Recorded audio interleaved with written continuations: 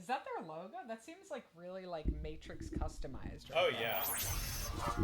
Yeah, that was a Matrix baby just now. Yeah. It was like a baby that's plugged in. Well, I don't know. Maybe at the time they were working on that and thinking like, you know, it's just the kind of thing that people like to see and not even realize it's just like the Matrix.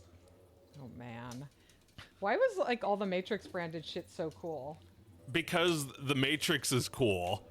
Is that the reason? Because like there are plenty of things that are good that have shitty licensed shit. I mean, yeah, I mean the Matrix is no exception. I guess it's just like when you're first, it's like it's 1999, you just got a computer and you're already afraid of it, like terrified of it.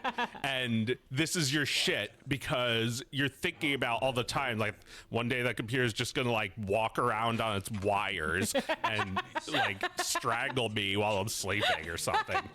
And it's like, if only there was someone out there who felt exactly the same way as me. And then they make this movie about how robots took over the universe and they like won't let us go and we're their batteries. And we have to wear like knitted sweaters to survive now. Yeah, because this is what life is like outside of the fake world. Everyone wears a shirt that has holes in it. Yeah, everyone's shirt has holes in it.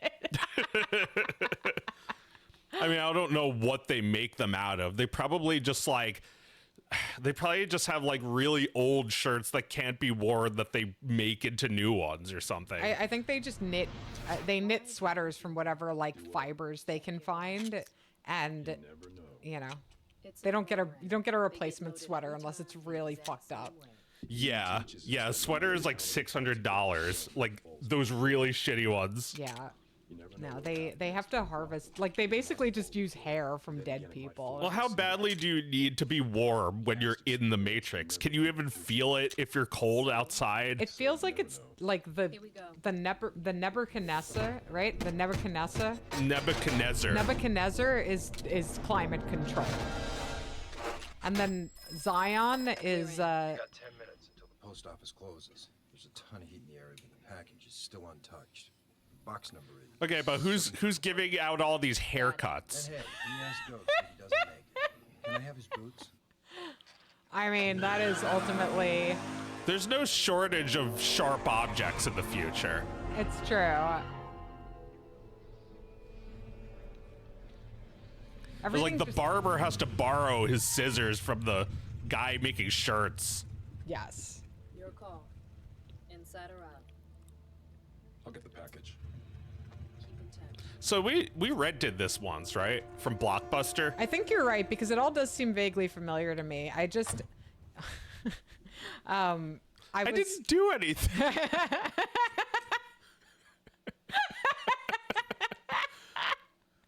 I was just so fucking into the Matrix. Yeah. I was so into the Matrix. I wanted everything that the Matrix world could provide.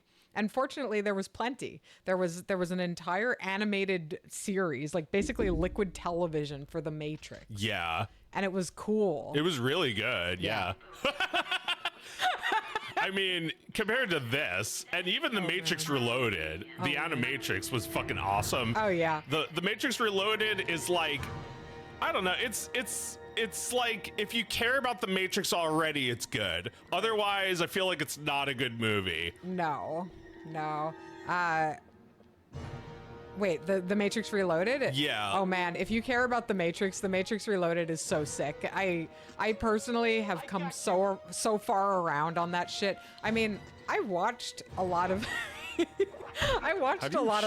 the Matrix Reloaded when it came out. Yeah. I know people were making fun of it at the time, with the architect being like, and the question is apropos. But I like that scene. I think it's great. I watched it a few years ago. I thought it was great. And I thought the third movie, which is definitely the worst one, is great. And, yes, it's bad. I've seen it once on television. Yeah, no, it's bad. Who cares? It doesn't matter. That's like something about the Wachowskis. Like, a lot of their movies are terrible, and it doesn't matter. Well, you know, we've talked before about how with Toy Story, if you examine it too much, like just a little bit more than you're supposed to, then suddenly the rules start falling apart. Yes. And The Matrix is like that too, because it's like, you know, sometimes you just, and I agree with this, sometimes you just have to do something because it's a good shot in a movie. Like when Morpheus holds up that battery to the camera, it's like, this is you. That's so cool. But if you think about like the robots need humans as batteries, it doesn't make any sense. Right. It's like, why don't they just use like what's powering us then? It's like, shh, don't talk about that. You'll make the movie less cool. You'll make it the was movie fun. less cool. Well, yeah, the movie is cool because it figured out a justification for everything that you see in the movie, which looks cool. Like that you have to fight people in the computer world is ridiculous. Yeah, I You mean, have to be in hand-to-hand combat inside the computer world.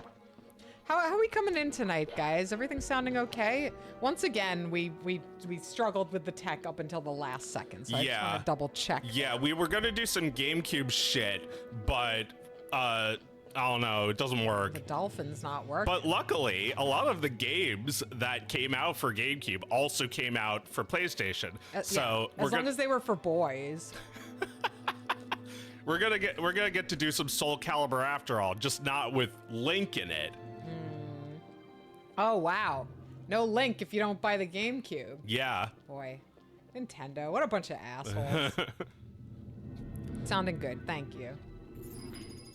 I remember there's a Penny Arcade this is the first Penny Arcade I ever saw. It was making fun of Crystal Chronicles and like the people who are mad about that. It's like, Nintendo, what the fuck? To play your game, I have to buy your console? Oh, I bet you're gonna make me buy food to eat too. And I don't have any friends, obviously, so I need 3 prostitutes to play with. Right. And I can't just sit there naked. I have to buy food. I have to buy clothes, food, prostitutes, all this shit I can't afford. Yeah, I remember that. Good job, Penny Arcade. You blew it out of the water. You're the best. You're best comic out there in 2003. Yeah, I never did play that game because, you know, the whole not having friends thing still going on. I mean, even if I did have 3 friends, how can you even convince them that you want to play Final Fantasy Crystal Chronicles? Well, and I don't even mean now, I mean ever. Ever, right. Yeah, I didn't have 3 friends to play that with. Nobody did. Oh, there's an arrow. Convenient for me, stupid. I mean, I think now we could get a group together to play a LAN party of StarCraft. I feel like that wouldn't be hard. Maybe. I'm not sure though, because like, when you play StarCraft with people, everybody is at like a different skill level. So are we even able to play together? You'd have to get a group of people together who've played the game when they were younger. Well, you've played it, and I remember the one time we played, you kicked my ass. I kicked your ass. But now I bet I could kick your ass. You've been studying the blade for 2 weeks now. There's no way I'll beat you. And you need a refresher, so maybe you should play before we play against each other. You're like some kid who's been lifting weights so he can kick his dad's ass. You're waiting for your moment of glory. I'm like Homer Simpson, that one episode where Bart keeps beating him at like Punch Out, and he eventually just like gets good. He goes to an arcade and finds the best kid there and asks him to teach him everything he knows.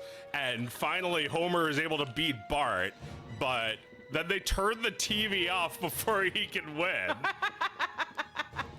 It's the one where Lisa is sad. It's like the whole episode is really about Lisa, but the B plot is like Homer. Homer's sad. I mean, Homer beats Bart physically. He doesn't That's need true. to beat He him doesn't in a have video to game. beat him in a game. This is the only place where Bart can have any power against him. Yeah. He doesn't even let him have that. It's like, Homer, you should be ashamed. And Homer's like on the floor weeping because his son has beaten him at something. Yeah, you know, years of I just started watching The Simpsons with my son, and years of people complaining that Homer used to be well-meaning has really softened my memory of the character. And then I watched the one with like Flanders Leftorium and how Homer tries to destroy his life.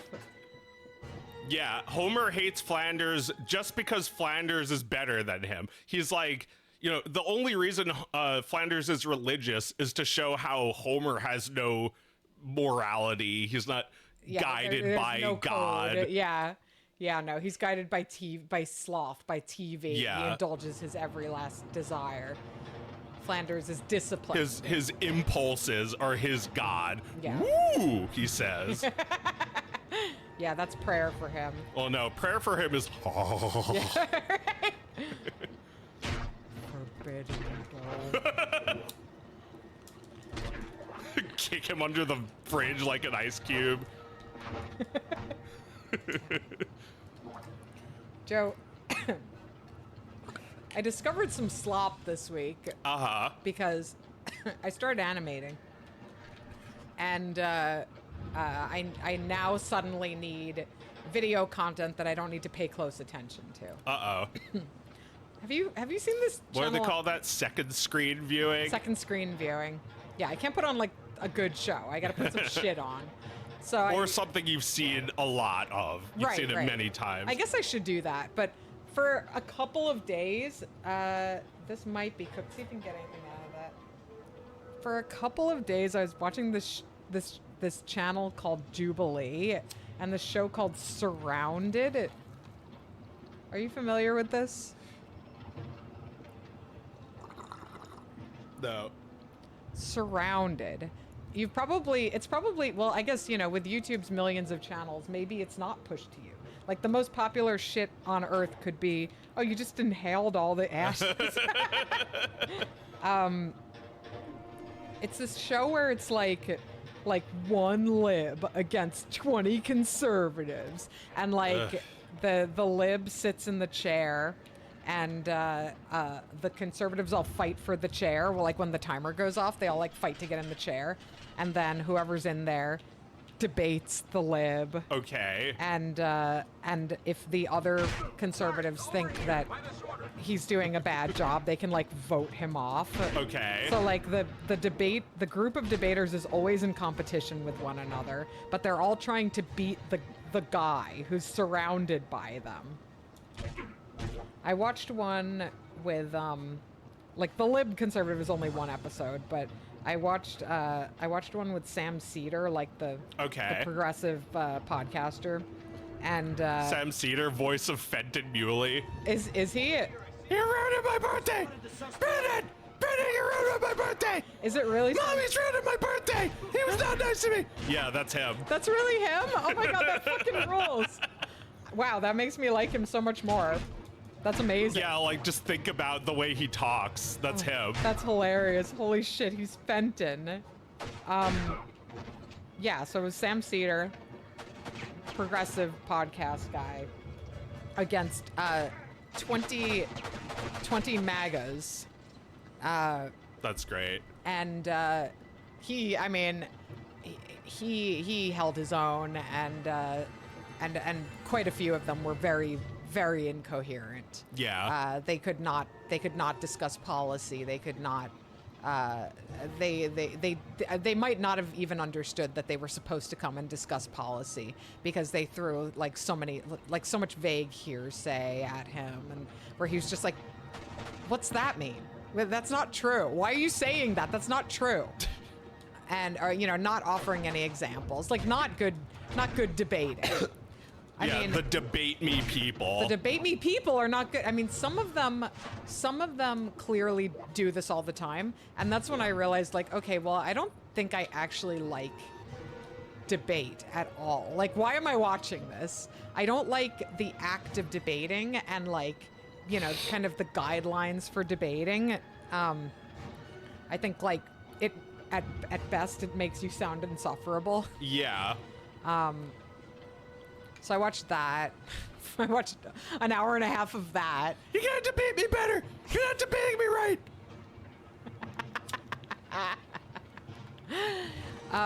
And then today I watched, not today, yesterday, I watched Jordan Peterson debating with 20 atheists.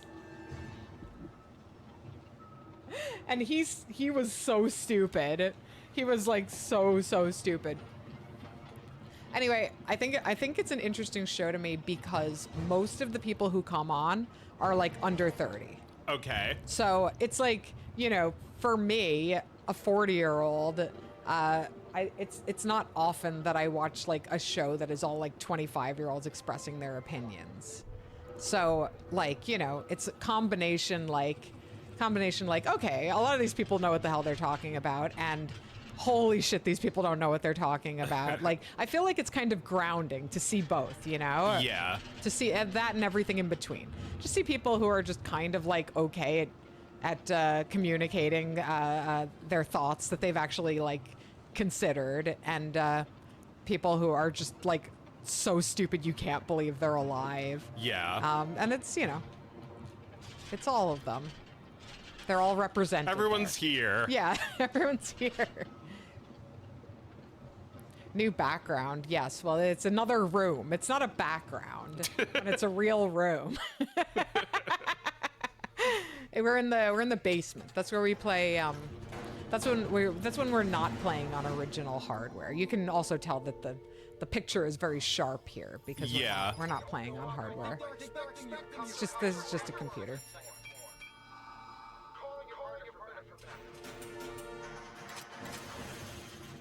Wow, it looked like ray tracing on his glasses there.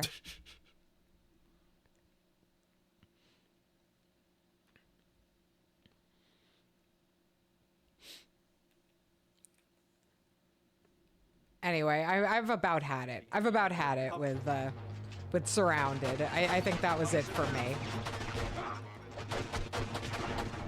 Well, yeah, like, why would you want to do that to Jordan Peterson? Just so he could be like, everyone's mean to me. Oh, yeah, well, there was a guy who just, like, said to his face, like, you're nothing.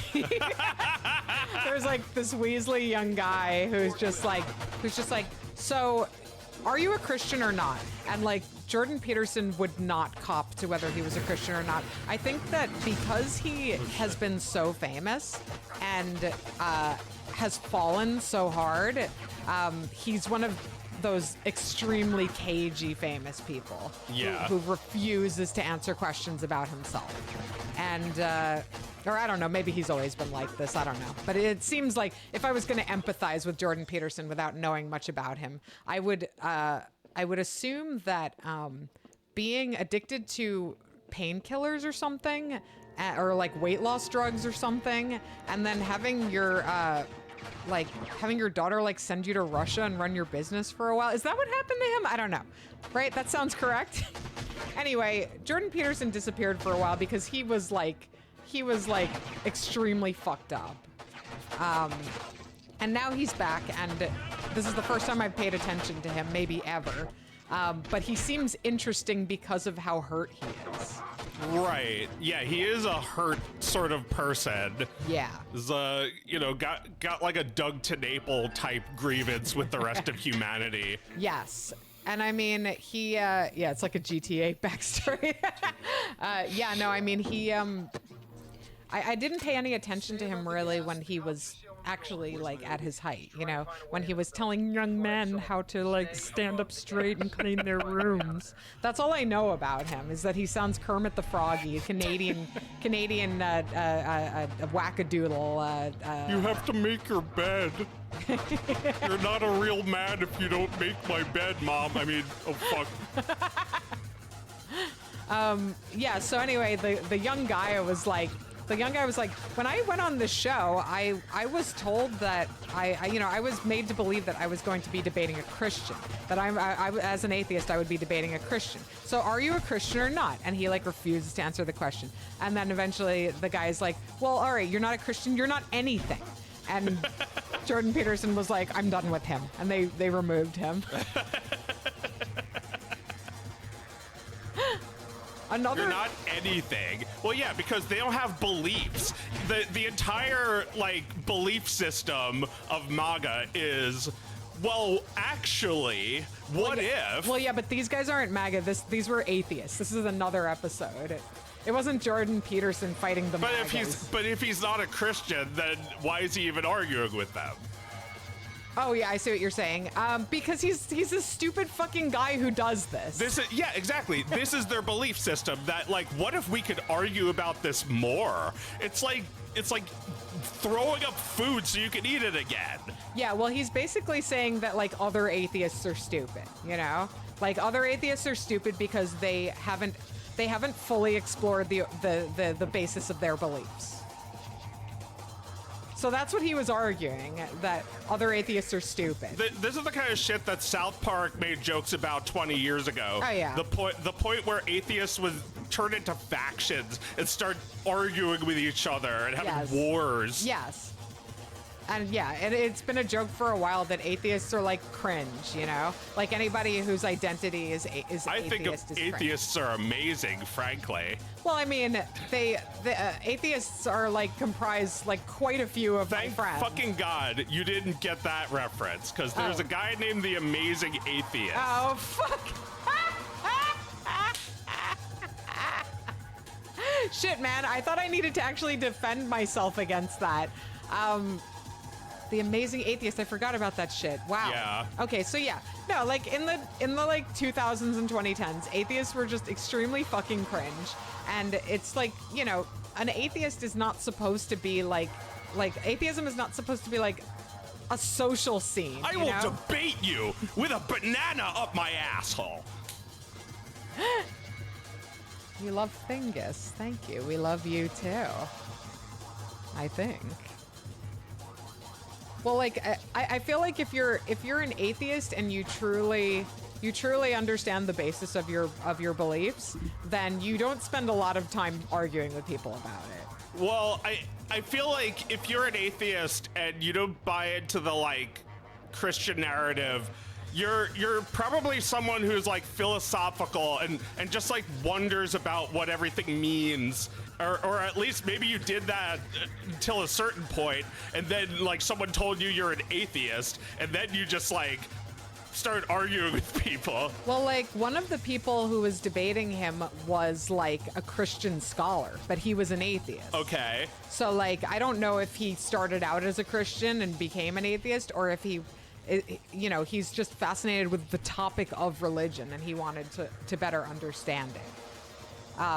Which I guess, you know, should be like Jordan Peterson's match, right? They should be able to fight it out. This guy did kind of kick his ass a little bit, make him look stupid.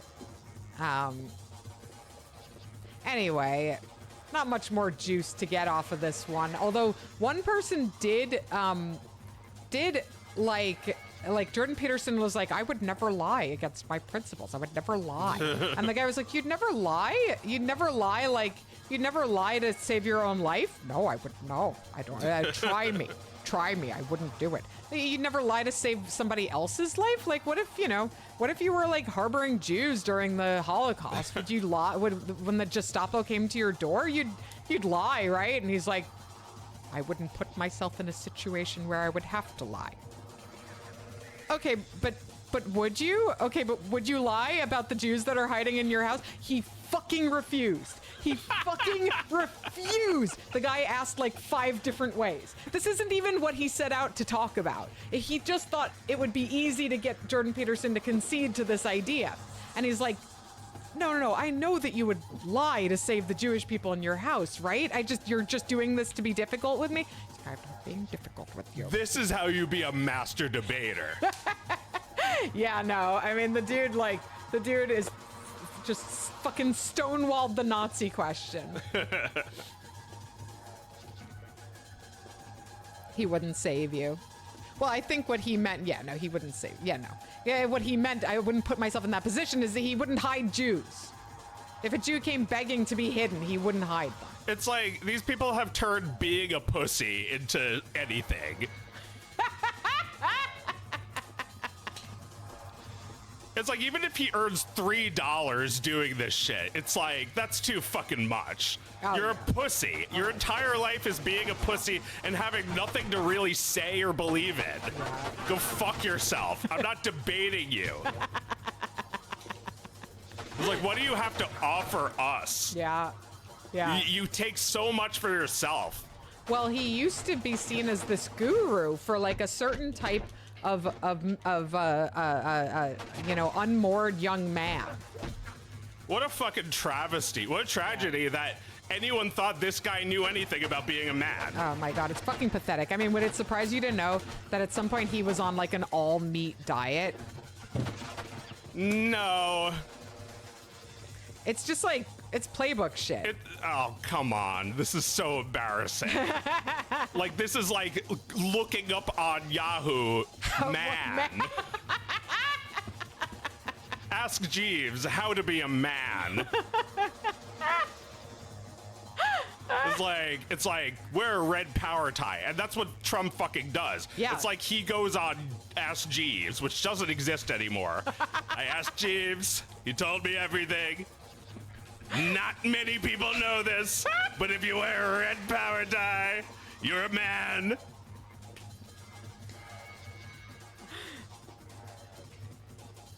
Well, look, it worked. He has power. Is that I spot the lie? I mean, because you have Jordan Peterson converting all of these regular people into stupid heads. Yeah, well, I don't think he's doing it anymore. I don't think any 17-year-old is looking to Jordan Peterson anymore. They're just talking to a Jordan Peterson chatbot, and they're like, how about, what if you're gay? And he's like, that's not a real debate. He's like, but actually, gay. And it's just like that forever. I'm going to assume, without knowing, that there is some guy who's like a little bit more like Andrew Tate that is also a little bit like Jordan Peterson, and that's who they like now. They like a more openly misogynist version of Jordan Peterson. Although Jordan Peterson was misogynist too. He didn't he say like women had like mystical powers or something that they used to like manipulate men? I don't know. It's just, he's not calling them cunts. I feel like now boys are listening to someone who's calling them cunts and debating people too. I mean, I call people cunts. They're listening to, optimistically, they're listening to Hassan Piker, right? All right, I'm lost and bored. All I don't know right. what to do anymore in this game. Let's play another PS2 game. Oh, is that us thing 1 and thing 2? Sure. Why not? All right, here's Sonic Europe. Sonic goes to Europe. Sonic Euros.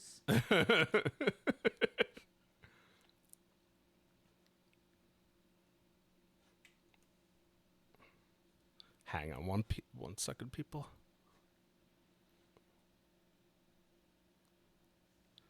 Yeah, Sonic Euros. It's worth slightly more. Or less now, I think. Yeah, less now.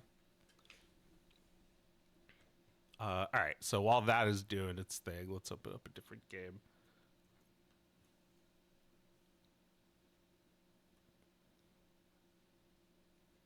Without save. I'm not coming back. Yeah, no, you just returned it to Blockbuster. You're done. Yeah, that probably is where we got to when we gave up. A little bit of Crash Bandicoot. Yeah, sure. Gabby just told a story in the stream that her grandfather ran into. This sounds like a joke, but I'll believe it's true. Her grandfather ran into his old devout Jewish friend in a restaurant, and he was feasting on a lobster, and This sounds like a joke. yeah, and the Jewish guy says, "What? You don't sin?" That's a hilarious joke. I don't think that's... I mean, but it didn't end with a punchline. No, it just no. ended with Interactive Studios that. Now I believe it. Right. What, you don't sin? Yeah. by Traveler's Tales. Que y tu no pecas in Spanish. Wrath of Cortex. Well, look, eating a lobster is normal. It's like that's just stupid to like actually buy into that. Why don't you buy into the, you know, teachings of Rabbi Hillel? It's the only thing that fucking matters anyway. What does Rabbi Hillel teach? He taught us lots. He taught us that it's easier than you think to understand the Torah. Somebody came up to him and he was like making fun of him. He was standing on one foot. He was like, "Teach me the Torah while I'm standing on one foot." And the other rabbi smacked that guy. But Hillel was like, treat your neighbor as yourself. That's basically what the Torah says. Everything else is filler. So he saved this guy, you know, like an entire college tuition and 4 years of his life. Can't you idiots do anything right? He also invented the sandwich, and I think he doesn't get enough credit. You know, on Passover we talk about how he would put these things together to make a sandwich. Matzah sandwich. Yeah, Hillel sandwich. Yes. It's matzah. Yeah, it's named after him. The guy who abbreviated the Torah. Although the Earl of Sandwich, who the sandwich is, all right, thank you. The Earl of Sandwich, who the sandwich is attributed to, must have come a lot later. You know, Hillel lived thousands of years ago. Oh yeah, Hillel is. So what did they even rabbi. call it before sandwich? Right. I mean, yeah, there must have been a. The Hillel? Yeah, My old could be. nemesis. How the heck are you? Still gathering crystals? Old habits die hard. Oh my don't God, they? we have to hear so much talking. Goodbye.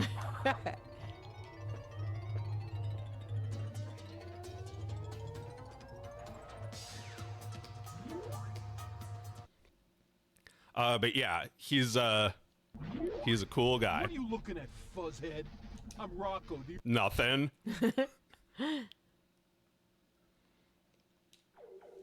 Yeah, so we didn't have this for PS2, but I had it for Xbox. And you didn't see me play it, No, but I've never seen this game.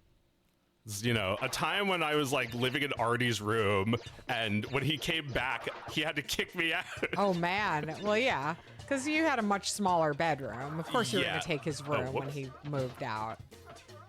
Like lying in wait for your sibling's bedroom is one of the few privileges afforded to the younger sibling. That was great, being able to use that bedroom.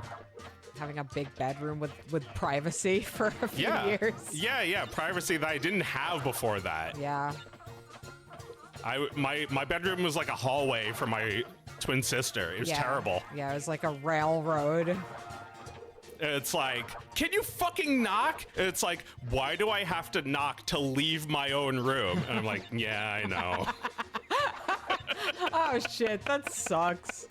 That sucks. Yeah, it sucked for both of us. Man. It was a jump scare for both of us. Jeez. But you know, we took it in great stride. She thought it was hilarious. Yeah, because it wasn't happening to her. I mean, it's, you know, pretty funny in retrospect. I mean, I got a great room out of it. I got a little mini fridge. I got a real computer desk. I had a real bed. It was great. Oh, And I yeah. was on the top floor, baby. Yeah, top floor. Oh no! The only problem is that you were there I too. was. Oh yeah, that's right. It's like great, another brother down the hall. Well, the only time I remember, like, I was playing Unreal Tournament 2004, sucking and like dying and like screaming my head off. And you came into the room and you were very calm too. You were like, if you're gonna yell at your video games, can you do it sometime when I'm not around or something like that? And I was just like, okay. Wow, I don't remember that at all. Yeah, that only happened once. It wasn't a regular problem. I think I did actually play it when you weren't around. Oh man. Oh man. But yeah, 2003, I think. Oh yeah, at that point I Unreal was. 2003. At that point I was off at college most of the time. Yeah. Yeah, and I would play this game and Breath of Fire on the PlayStation. Yeah, 2003. I didn't play a lot of video games. Did not play a lot of video games. I got an Xbox, so I played the games I had for that. Oh, but you know what? Artie eventually claimed that for himself. What? Artie got it mod shipped, and then after that, it just like It was his. Right, because he spent extra money on it. Well, he also has that modded GameCube we had. It wasn't like a mod chip; it was like a language mod. You know, if he's playing Smash, I don't want to take that from him, but I do sometimes think I'd like that back. Yeah, we got to get over there and take some shit back. We'll trade. Yeah. Well, what do we have that he wants? It's a good question. We could give him a couple of the good Super Nintendos we've been holding on to for years. Oh yeah, that's true. As long as he takes good care of them. Yeah, well, you know, some games have a pretty old save battery. Is it possible to like replace the one that wasn't working? Oh, which one wasn't working? Earthbound, I think. RPG? Was it? Yeah, I guess Earthbound and Mario RPG both we lost our save. Yeah, you might be able to bring it to I might be thinking of My Earthbound. You might be able to bring that to like Retro Game Junkie and get it. Okay, yeah, that sounds cool. I mean, because it's a valuable cartridge. Yeah, yeah. I think Greg, who has my copy of Earthbound, said that not ray tracing, by the way. I think he lost his file, which sucks. Yeah. But you know, that's what happens if you insist on playing a physical game. Right. Right. Or if you get like a bootleg cartridge, that happens. Yeah, that's right. That happened to me with Mother 3. Yeah. My battery got really old, and I lost my saves. Yeah, that's crushing when you lose a save in one of those Mother games. RPG, yeah. Well, Final Fantasy 3 has been going strong. I've been playing it with Oscar for. I wonder why that works. It did. Mario RPG did work for like 25 years without any problems, and then one day it was just like gone. Yeah. I think it's possible that like if we like turn the game off with an error or like turn the game off. No. Missed 2 boxes. Right. It could be because we played it that it got deleted. But how else would we have enjoyed it? Yeah. Well. Yeah. We had to play it. We got to see the old save files before they were gone. Yeah, we have to have no regrets. Yeah, we're playing a little bit of Final Fantasy 3 last night.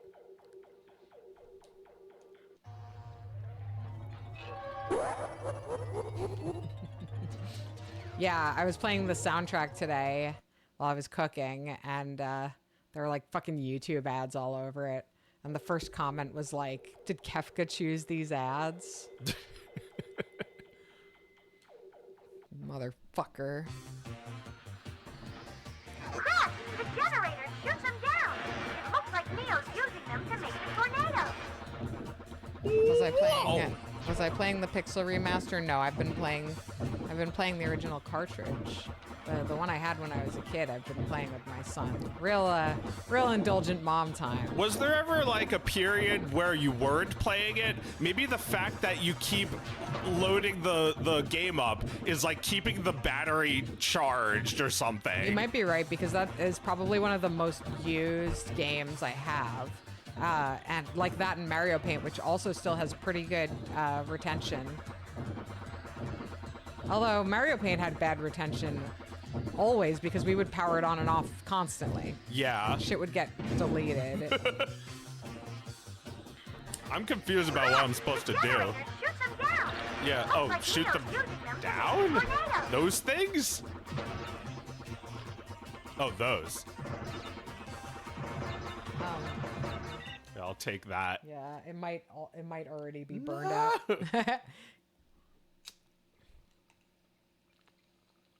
PS1 Crash also had a playing level like this.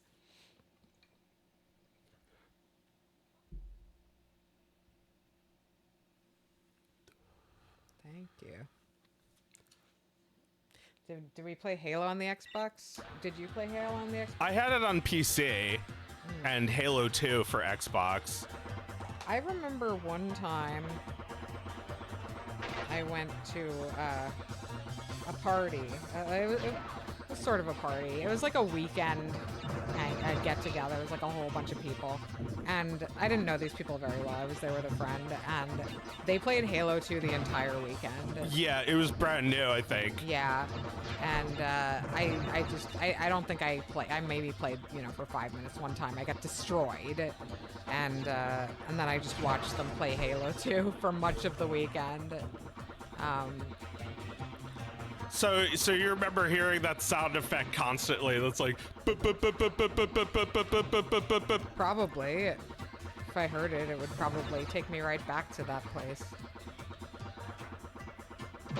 Halo 2 is fun. It's just like, the only thing is like, if you've been through the like GoldenEye 007 era phase, then Halo 2 is really just more of that. It's just like a new version of that. Right. And just like GoldenEye, we eventually stopped playing that. We don't need Halo anymore, I guess. No. I guess there are people who never needed Halo because they played Counter-Strike instead, but I never did. There we go. Now it's really weird. Thanks.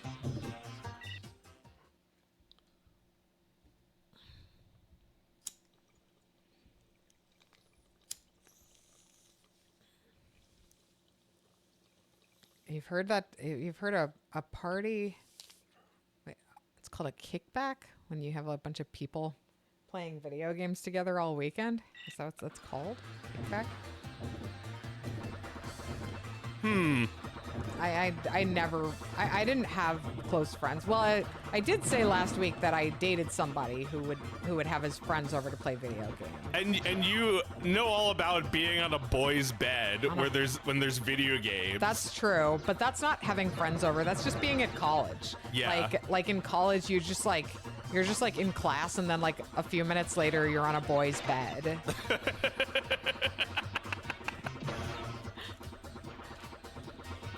Then like a few minutes later, you're at McDonald's. Like, it's just the triangle of class, a boy's bed, and McDonald's. 24-hour diner. Yeah, I remember playing GTA on a boy's bed. Oh, hey, let's play that. This is, I don't remember any of this. This is sucks. Well, yeah, I mean, this game is like, it's a solid Crash Bandicoot game, but I don't remember anything about it. Right. Yeah. There's so many games like that. Games that you just like play and forget existed. Forget existed because there was nothing special about them.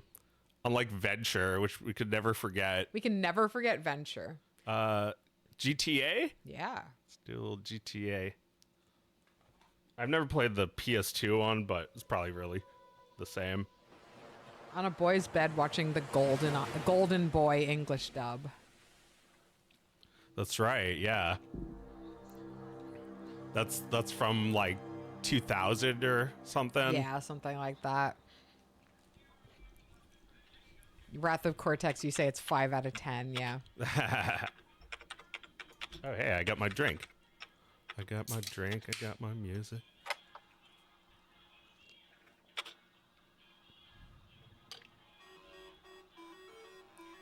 These like assholes with their fucking like licensed song at the beginning of their game. Yeah, that song plays throughout the game. Oh, they make full use of it. They take full advantage of it. Well, yeah, like, here, let's watch the intro a little. This is great.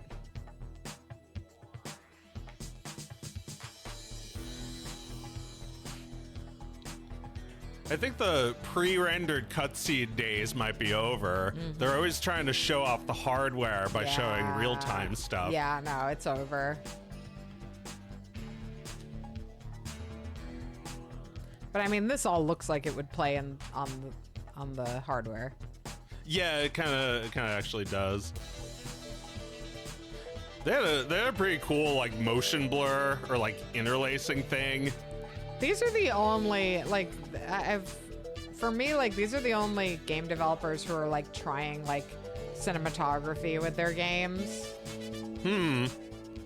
Yeah, I don't know. I guess there are people doing it, but I don't know them well because I don't really look for that in a game. I look for gameplay because I feel like I don't think about a game being like a big movie, but yeah, like the GTA games do give that feeling. But you just said it doesn't matter if there's no gameplay in the GTA advertising. Oh, no, I said that we already know what the gameplay is. We don't really need to see it as badly as we might need to see Donkey Kong Bonanza, which is a new game we've never played. I've got you. But then like the aesthetic appeal of GTA must be like important to you. Like the way these games are stylized, they are very confident, you know? Oh yeah, like the narrative and just like, you know, being able to play, like have fun in a new city and get to explore it versus like, you know, really knowing the city well because you've already been around and around. And it's like they make the city bigger every time, so there's always more to explore. You know, the gameplay itself, I don't know if like that's even the thing, because like I know there's going to be driving. I need there to be driving in a Grand Theft Auto game. If there's no driving, I'll complain. But otherwise, it's like there's nothing they can like throw at me that'll piss me off, right? That like there's somehow concealing. Yeah. Keep 'em busy out of town, okay? We've been talking about expanding down south, right? Vice City is 24 karat gold these days. The Colombians, the Mexicans, hell, I love those hands, those lobster claws. I love the champagne sprites. None of the families will touch that shit. Times are changing. The families can't keep their backs turned while our enemies Stacks reap of the reward. money. Yeah, like they send someone down to do the even dirty even work for old us, games, it's cut like ourselves a great nice cinematography, great Oh, yeah. art. Good acting. Yeah, the mocap is cool. Schmuck of a lawyer. How's he gonna hold Vassetti's leash? We don't need him to. We just set It's him like loose no in matter Vice how City with a great little cash to get the started, okay? technology gets, it's always going to look like this a little. Yes. And that's a good thing. I feel like you need there to be that for the GTA illusion to be complete. If it's like if everybody is cowering, like you notice that guy cowering in the Matrix, I was like, I can't kill this guy. He's cowering. Nobody in GTA does that. They say like, watch out, asshole. Right. I'm gonna kick your ass. And then you just run them over. Yeah. Because they would have done the same to you. Now, I've talked to the suppliers, and they are very keen to start a business relationship. So, if all goes well, we should be doing very nicely for ourselves, which is, you know... It's like, if you die in this game, you just go to a hospital and pay like $100. There's no consequences. No. Even if like, you know, if there's a car on fire and people are screaming, the other guy, like the cop will just walk past like, whatever, does nothing. I see. It's a lawless town. Yeah. But that's just every town in GTA. I wish they would do Philly. Yeah, right? Oh my god. That should be next. Oh my God. Well, they might do like some like extra missions after they make this game. They might do like a DLC. Right, where you can go up to Philly and fuck things up. Well, that might be a lot to ask for a DLC to make like a whole new city. I feel like they only do that when they make a new GTA. Right. Although with this was like not quite GTA 4.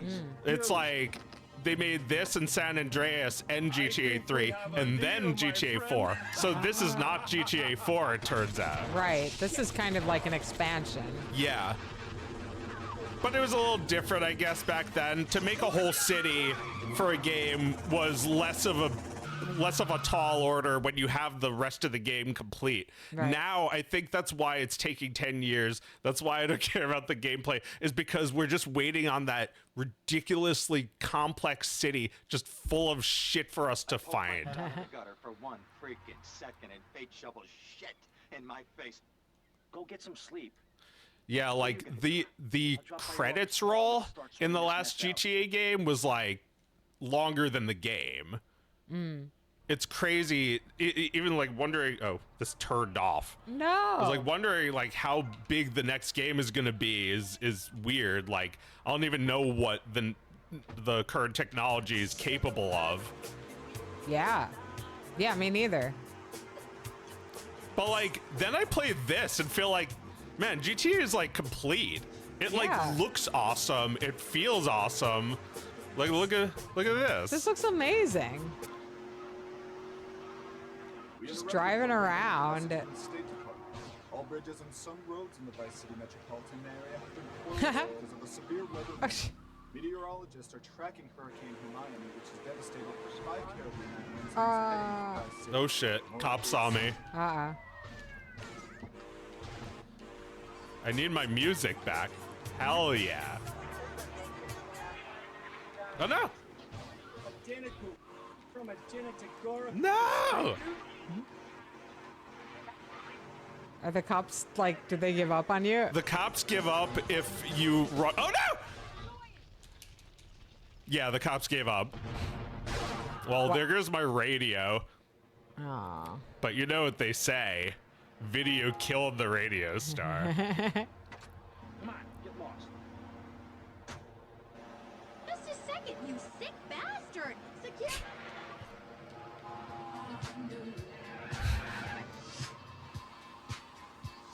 I don't know what I'm doing. I'm just going. Something that makes it more difficult to play this game versus like the later GTAs is you saw how quickly the car was on fire. Yes.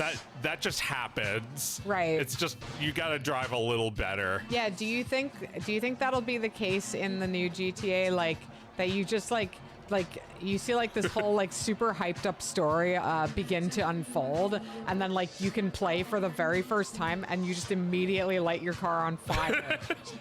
Well, I think they realized that was annoying, so they got rid of it by GTA 4. I see. You can still burn the cars down, but you have to beat the fuck out of them. You have to like throw shit. You have to throw like a Molotov cocktail or something at them. It's like here you just have to beat it up a little. Do the GTA games have crafting? Like you craft a Molotov cocktail? I don't think so. That was not a trend back then. No, but do you think maybe the new one does? Why? Is that something you heard? No, I'm just curious. Yeah. The game would have crafting, like Breath of the Wild. I mean, that'd be cool if you could like 3D print your own guns or something. Oh my god. Craft those.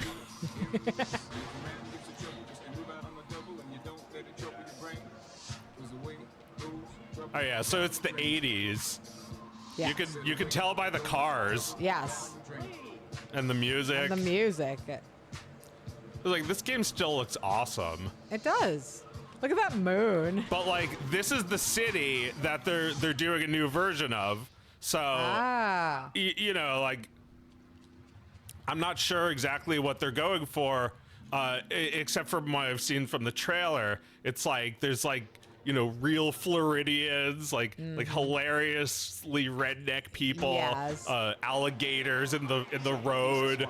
The shit, I guess, like when they focus on the city, they try to learn the city. Maybe they even live there. Maybe that's why it takes so long.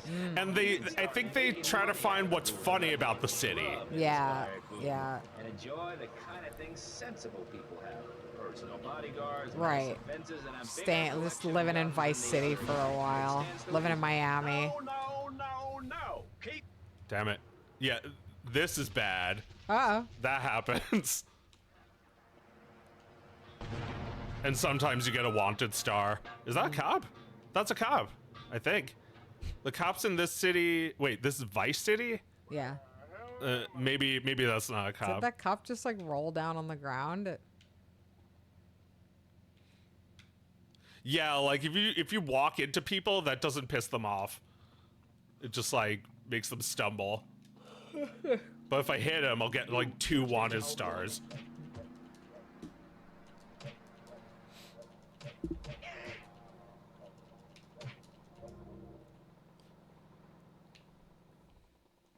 This is cop business, sir. Yeah, I've never played these games except when when Joe has invited me to. And yeah, I do find the fact that you get numb to like hitting people with your car pretty troubling. Yeah. Well, that's why I feel like these kinds of graphics maybe are appropriate, because it makes them into blocky little like origami people. Yeah. There's like this separation. Yeah. You know, it's an abstraction.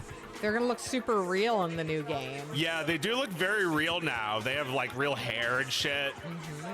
Yeah, you're gonna like blast their bodies apart with the car.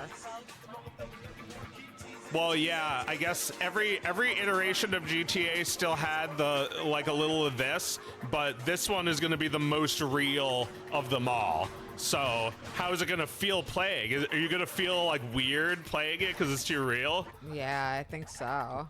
Well, yeah, I can see that possibly happening, but that could happen easily with this game too. I'm sure that back in the day, a lot of people were like, "No, I can't play this game."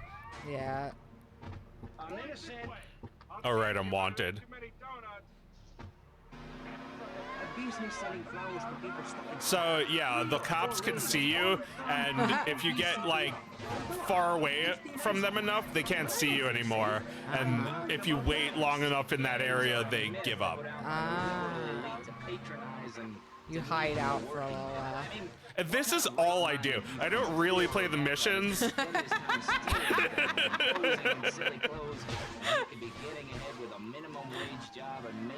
It's just fun, like, fuck you, look, punch some random person. It's like, this is the life I would have if I had no control over it. It's just like, you know what I should do? You know what would be a good idea? Let's just have the worst day ever. It's just like have the worst day of my life and like enjoy every second of it. It's like punch someone and then get in trouble and then just like, you kill a cop because I got in trouble. It's just like never ending escalating problems. This is the perfect fantasy for me. And like, I don't know, maybe the city being really real makes it even better.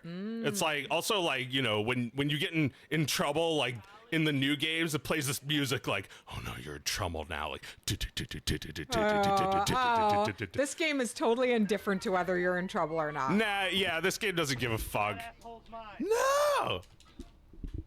Yeah, yeah, that car's mine. I wonder if it's just gonna feel too visceral, too close to life. I guess I do wonder, like, sometimes there's just like a mindless improvement of graphics, and if you don't have a real reason to do it, then you shouldn't.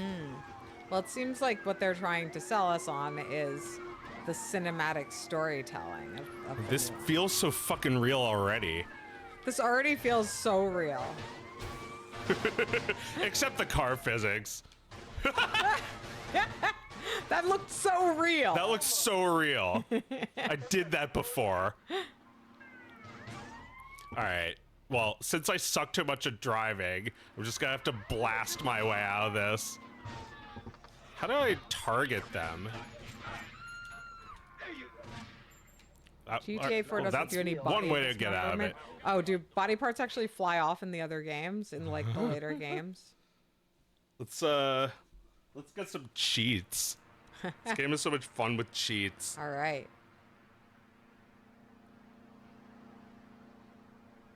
But yeah, what were you saying?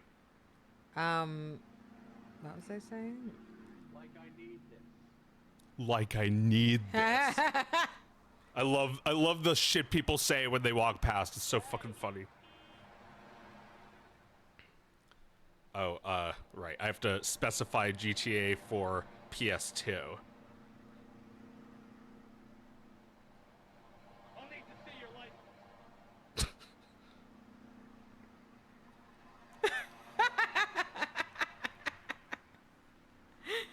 They just like stood and faced each other, and the cop said, "I'll need to see your license," and then they both turned and went their separate ways. Everyone is on meth or something. Yeah. All right, what code should we get? This woman's walking around like she's not okay. Like she's been doing that since 3 in the morning. Here's an interesting code. Let's put this one in.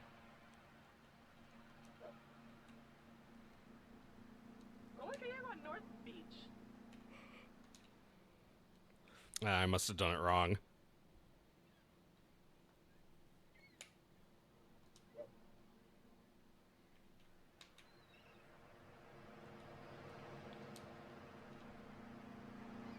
What's a heart mean? The heart? Yeah. Where? Floating. Oh, that's just health. Oh, okay. He's got a heart. All right. Where's the guns code? Because that's what you really need.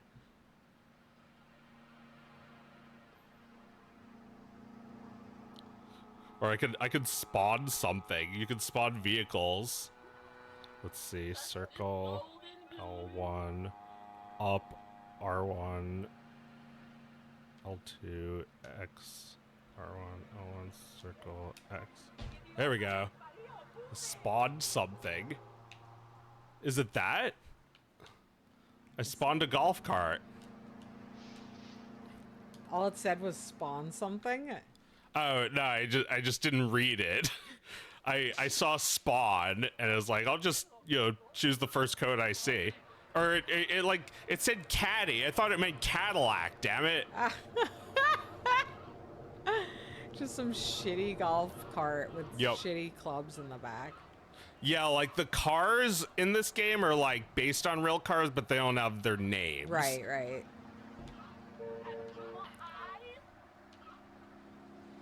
All right, how do we get all the guns? I mean, if I was the guy from, what's that movie, Falling Down?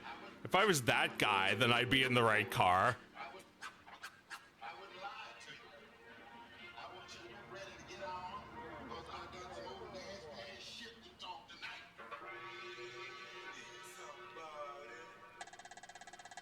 Oh man, I need to get my second win tonight. I'm tired.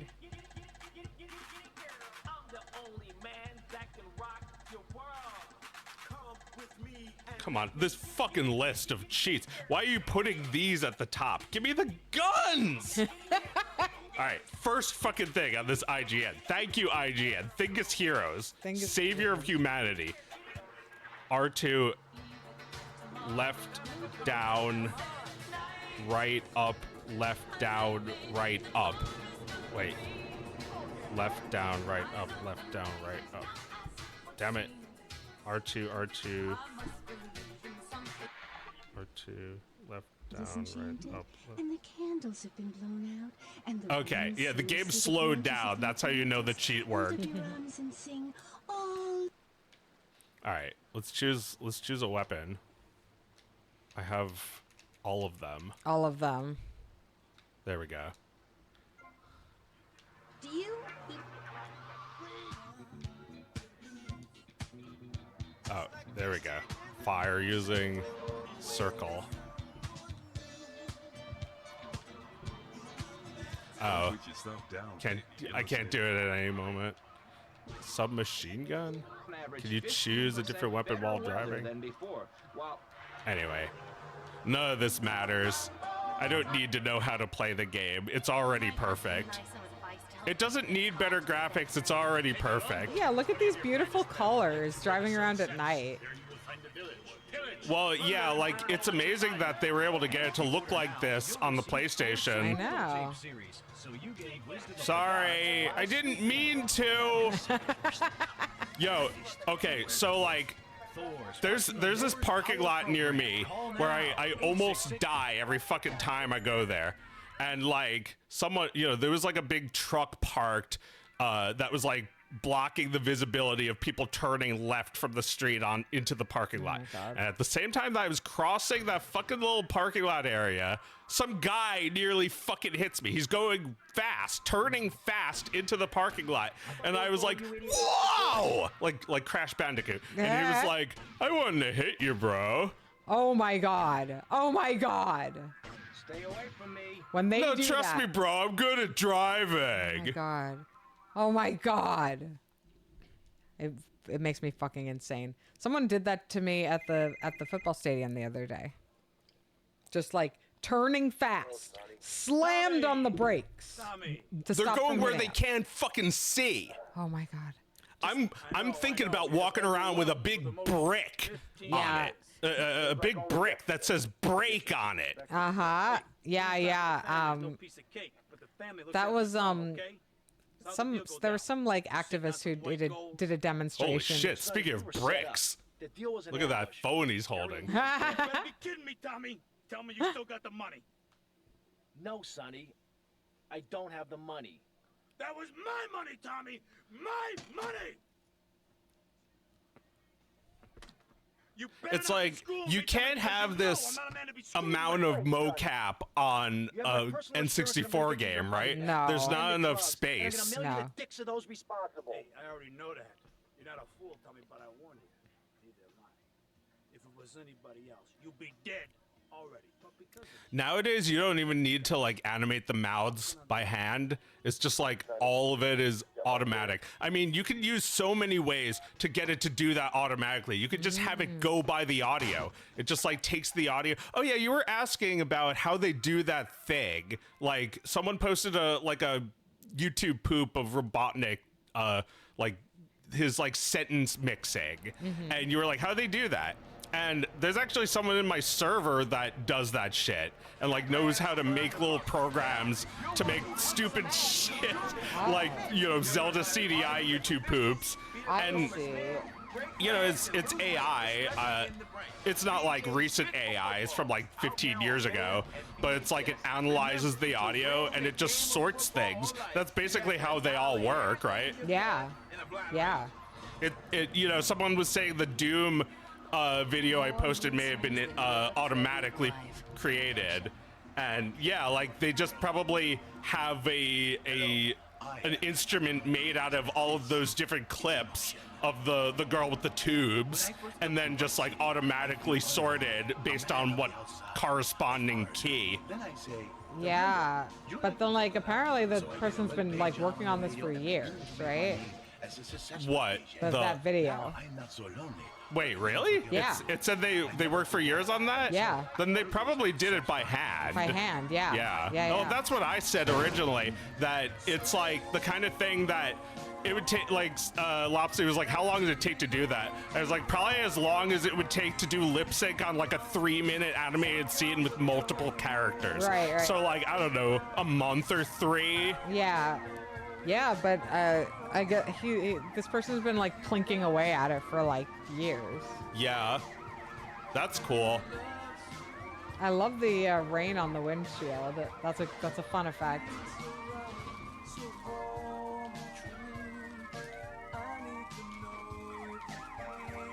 Yeah, that's cool. There's like little things that still surprise me now about this game. Ooh, now there's a car.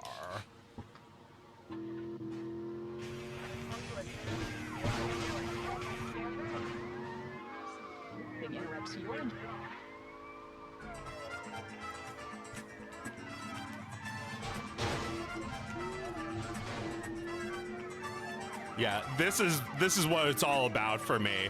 Not having any real direction, just like driving away from the cops, trying to live for as long as you can. I'm like Pac-Man. This is like the first video game. It's as classic as Pac-Man. Oh my god. Yeah, the first story video game. Well, Pac-Man was the first really popular video game. I was looking at there are all these data animations on YouTube. I'm obsessed with that because it's amazing how much data was actually collected over the decades. And you know, there were popular games before like Space Invaders, but compared to the Pac-Man's popularity, it's like not even close. It was like such a big game, and there was no game before it like that. And GTA is like that too. There's never been a game this big. Right, and it's basically Pac-Man. A little bit, yeah. You gotta run around and get the thing, and you know, so you can kill the guy. And the new game is like Mrs. Pac-Man. Mr. and Mrs. Yeah. Well, yeah, I mean, they gotta make a co-op Pac-Man at some point, right? Wait, so is GTA 6 co-op? I wouldn't be surprised. That would be big, because I don't think they ever had that before without mods. I suspect that it is. I think when you give the game two protagonists, you're implying that people are supposed to play together. Okay, yeah. Wow. I didn't think about that, but yeah, that's a new thing that you could do a co-op. Yeah, I think that's all they added. That's all they've added. Otherwise, it's just GTA. I mean, that sounds very fun. Yeah, it sounds great. I don't know if it'll be, you know, worth the hype, because I don't know if anything would ever be worth the hype. It's been hyped up more than any other game. Yeah, too much for. Although I guess I remember the hype for GTA 5. It was very much like this, and the game came out, and it was good. Well, yeah, but that timeline was not as long as this one. It's not what? That timeline was not as long as this one. Yeah. Yeah, there was only like, 2013, 2008 to 2013. So there was like 5 years between games. Yeah. Yeah, that's a lot, but not like, you know, decade plus. Yeah. Oh. All right, time to start killing. Oh, hey.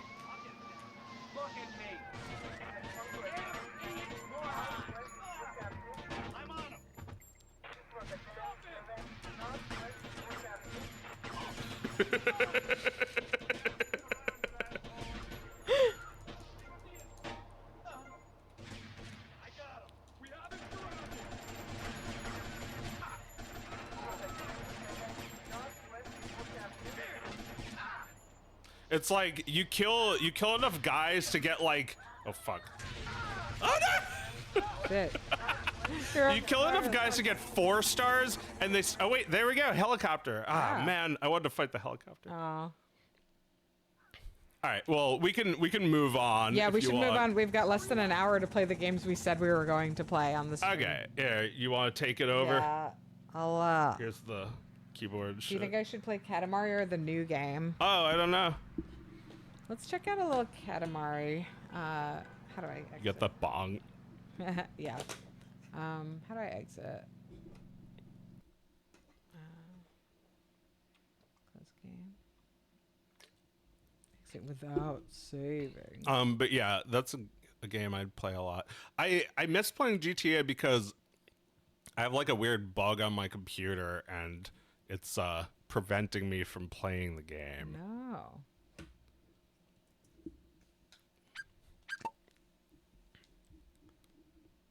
Oh yeah, I had some saves, but I didn't get them working, so we'll see if this is enough to enjoy.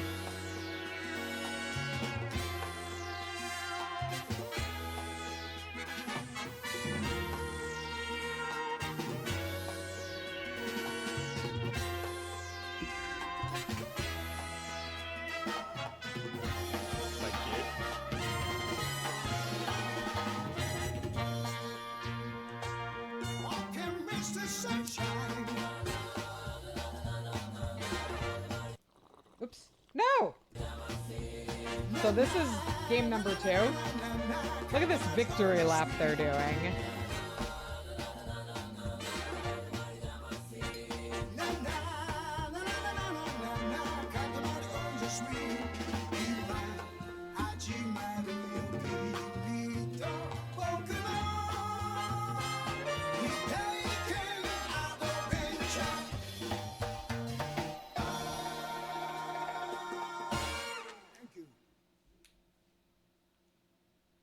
So, of the 2 games, I think this one had, like, they both have excellent music, but this one, I think, had the best music.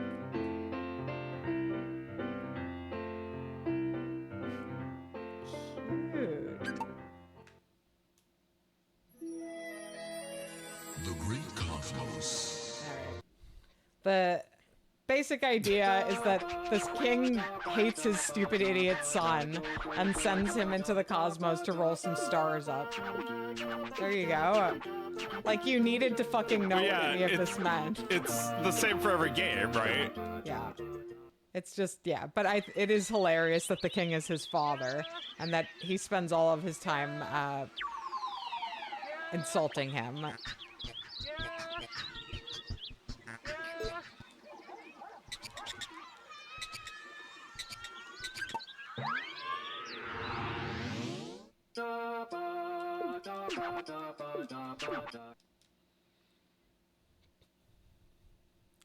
Honestly, my least favorite part about these Katamari games is how much you have to read. I was just thinking, like, this feels like one of those games that I would get and play in Japanese, and just like all of the text would be completely irrelevant. Oh yeah, yeah, they are totally irrelevant. Let's see if I can remember.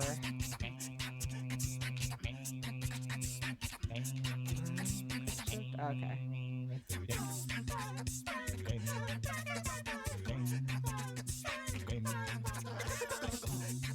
This is like home movies music. Oh yeah.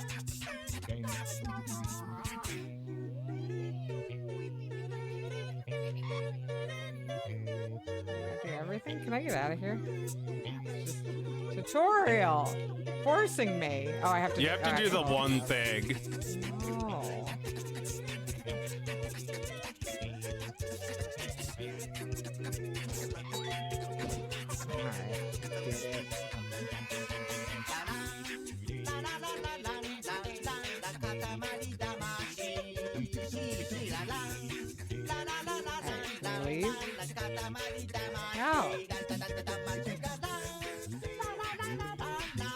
I mean, this music is great, so... Yeah, just hang out here for a bit.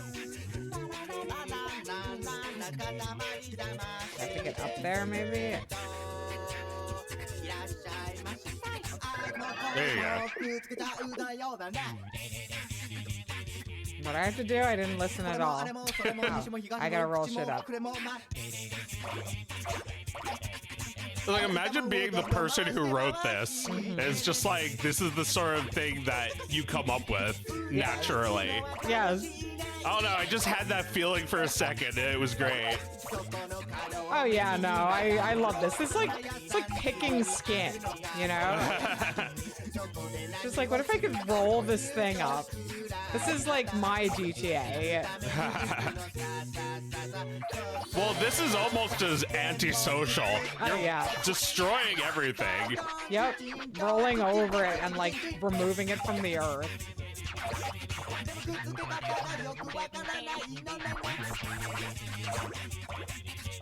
Let's see. I play Luigi's Mansion in Japanese, so I had no idea what they were ever going on about with the suku suku, yabu yabu. Right, that's right.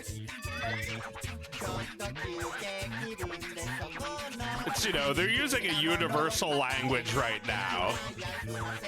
Yes. Yeah. Yeah, there's cute animals. Can I? Yup. Yeah.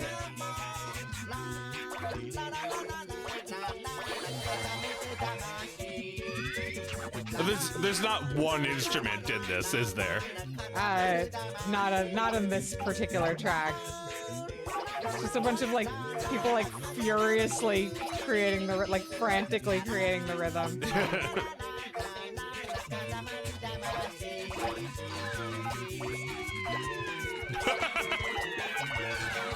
Gotta roll up your cousin.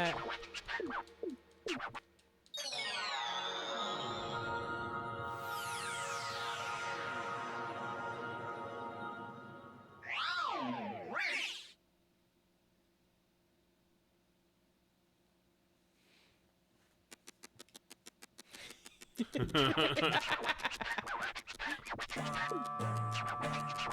this is a good song.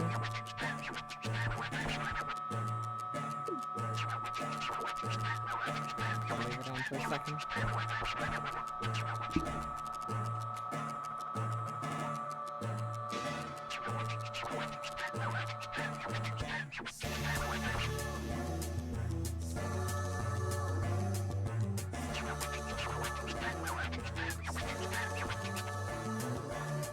Here, you wanna repack it? Oh no!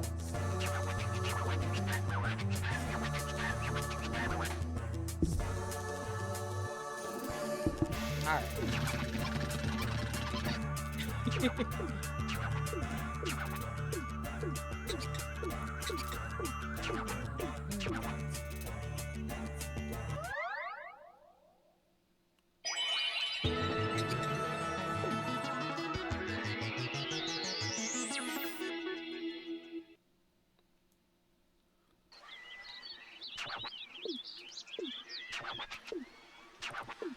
I feel like our brother is maybe a little like this king. He like looks at his child and is like, "You're just so small. I'm big and you're small. Little." Like pointing at them. Yeah, you're little. Yeah. Yeah. Quite the observation.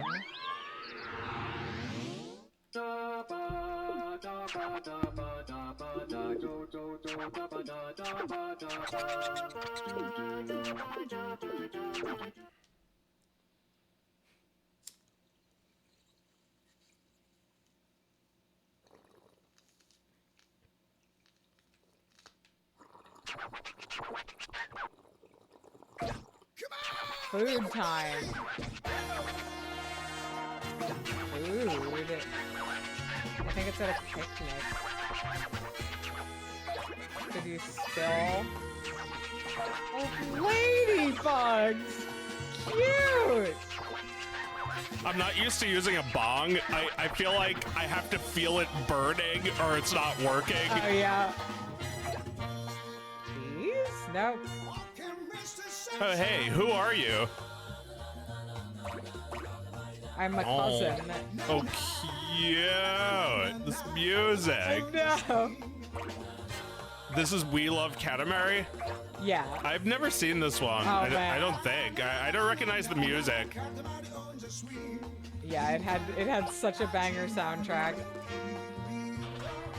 Oh, they made a sound. Yeah. I feel like yes! It's like little surprises that you're hoping for in a sequel, right? Yeah. Because you don't want them to do what you were thinking of.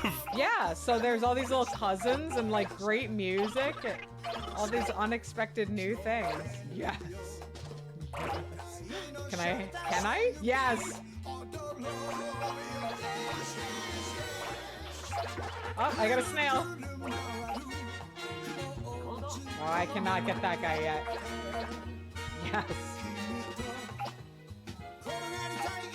Yeah? Yeah? Uh-oh. Are you stuck? I'm stuck. Shit.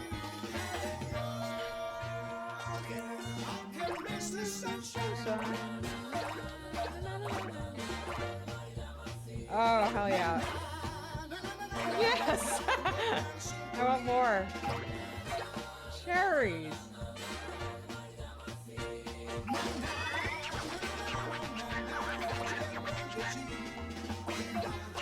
I think I saw a rat over there.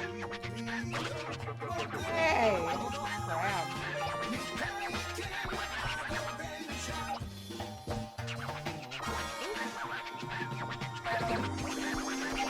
Ooh. Oh, I got the cousin, I guess. I didn't finish watching it, but did you know Gaming made a big video about Gunpei Yokoi? Oh yeah, I saw that. Like that popped up, but I haven't I can't watched hear it. you. That popped up on my feed. I haven't watched it though. Can you get a little closer to the mic? That popped up on my feed, and yet I didn't watch it though. This music is just really loud, I think. I think so. Come on. I watched some of it, and Yes!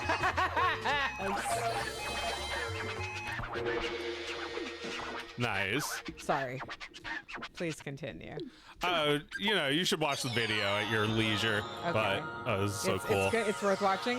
Yeah. No, it's interesting. It's stuff that I didn't know about. Apparently, there was according to the video, there was a book written about him, and no one bought it. Like 100 people bought it, and it got almost lost to time, but it was like a biography. And he was a very private person, so there weren't a lot of interviews, but there was like testimonies from people who knew him, and yeah, like he had like a. It's crazy. Like when he started working there was like they were really just like making up jobs for people. Like his job didn't really matter. He was just finding himself with free time. So he like invented shit in his free time, and the company took notice of his inventions and told him to invent stuff for them.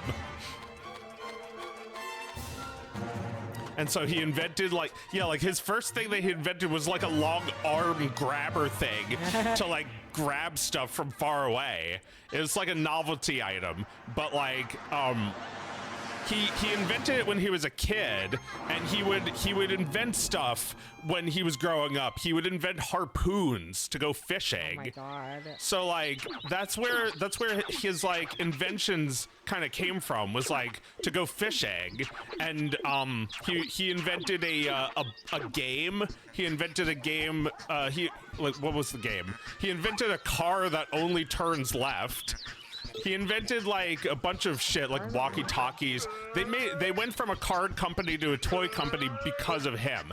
And finally, the company was like deeply in debt, and he got them out of debt with his invention, the Game & Watch. Ah, he saved them.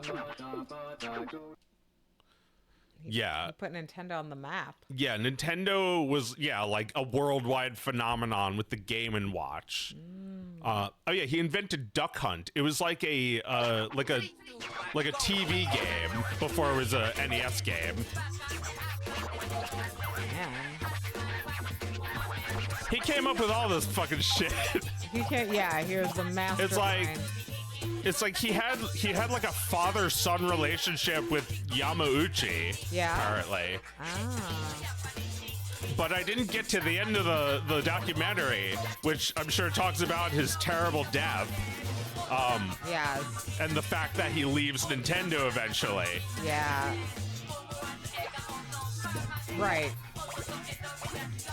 Now you find the circumstances of his death to be mysterious. Well, I guess that's just what I want to believe because it's interesting. Yeah. When I heard that he had like a father-son relationship with the president, I was like, oh yeah, totally.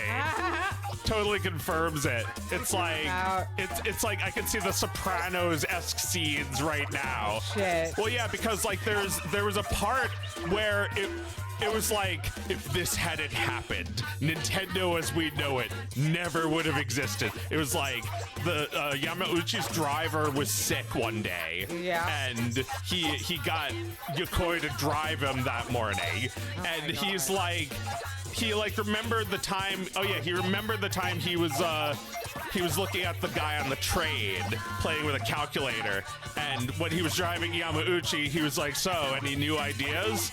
And he was like, oh, I almost forgot, but yeah, I was thinking about this game made out of an old calculator. And he was like, that's brilliant. You know what? I'm having lunch with the lunch with the president of Sharp right now. I'll sit next to him and we'll talk about it. Oh my god. And they made Game & Watches. Damn. Serendipity. No, don't fish for me yet. Yeah, like they actually really needed his ideas, and like the fact that they were an established company with connections to people like Sharp, they were already like, you know, they gave him the framework to make his inventions become like a phenomenon, and like to do it realistically and cheaply with like unsold calculators and stuff, and like you know, just he invented the D-pad because he needed to invent that out of necessity to control his Game & Watch. Yeah. Holy shit. Although it does mention that it was inspired by a different handheld gaming device, but it was like a dot matrix with like a low resolution. Oh. And the Game & Watch had, you know, instead of that, they had like the LCD screens with the characters just like drawn in, that like they become transparent when they're not activated. Oh yeah. Nice. Yeah, this is just like Crash Bandicoot. Just skip the fucking floating talking head. Yeah. Yeah, I know how to do it. So, well, it seems. I guess I'll just shut up. I guess you just shut up. Nah. Oh yeah, I'm going down there. A crayfish. Yeah. Cute. What else did we want to talk about? Yeah. Ow.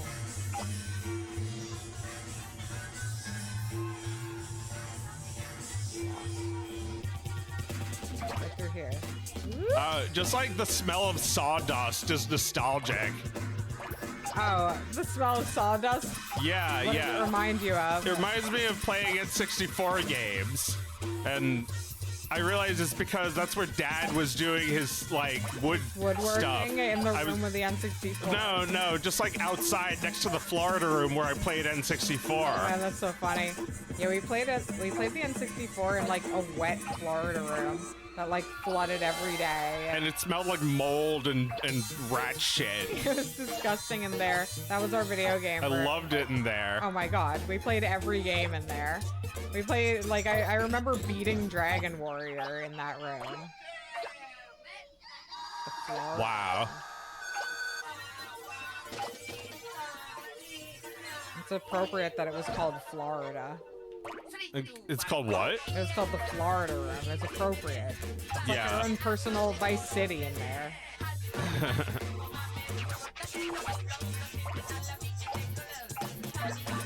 Yeah, that's where everything is.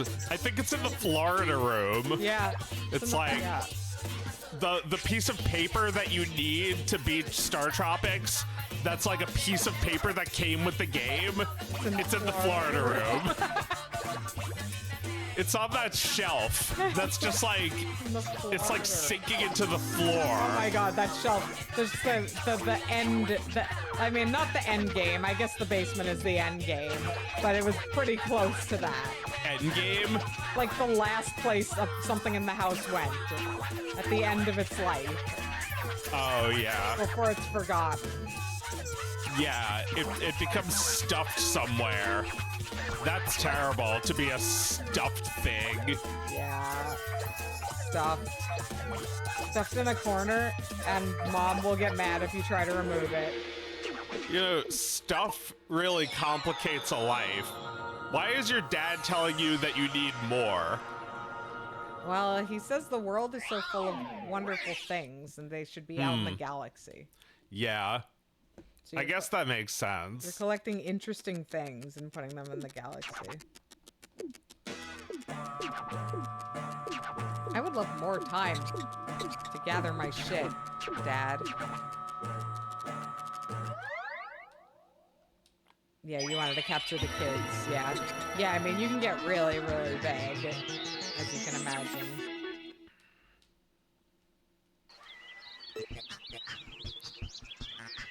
You know, I was thinking about Stockton Rush again. The, like, Ocean Gate guy who imploded. The ocean guy who... Oh, like inside the submarine? Yeah. Okay.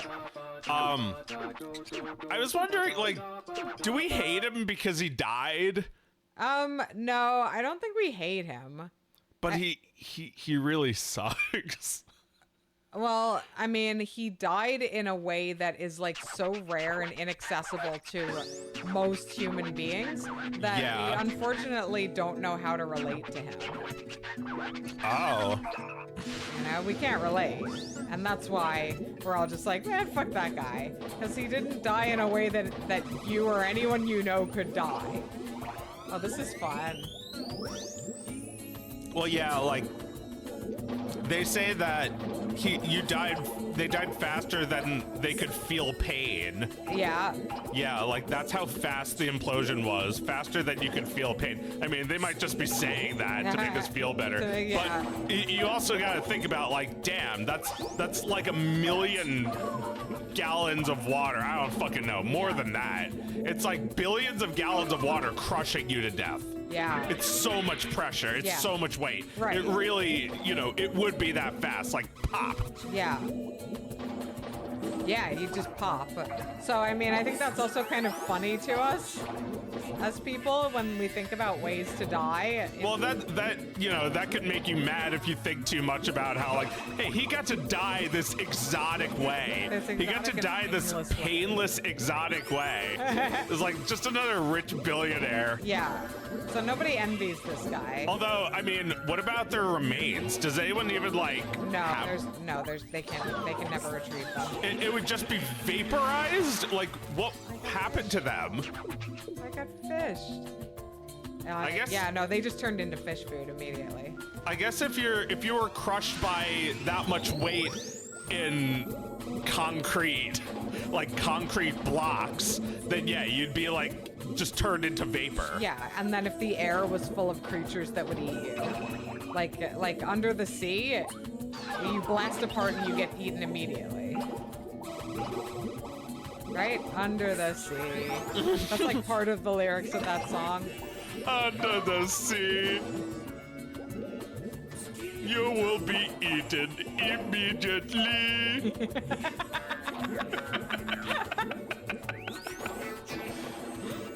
Look at the crayfish trying to crawl. They owe 25 cents at the mall. You know, like at the end of The Little Mermaid, I think this is why it's one of the more scary villain deaths for me. Ursula gets blown into fish food. Like, you see her body descending in pieces.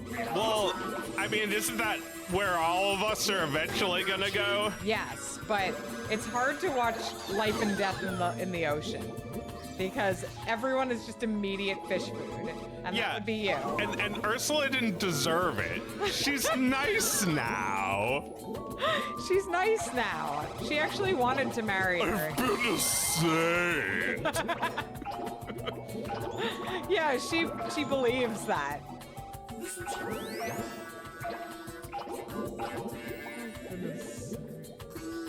To those poor, unfortunate souls. Yeah, she's been a saint to them. She's helped them. I'm helping you. See, darling, I'm nice now.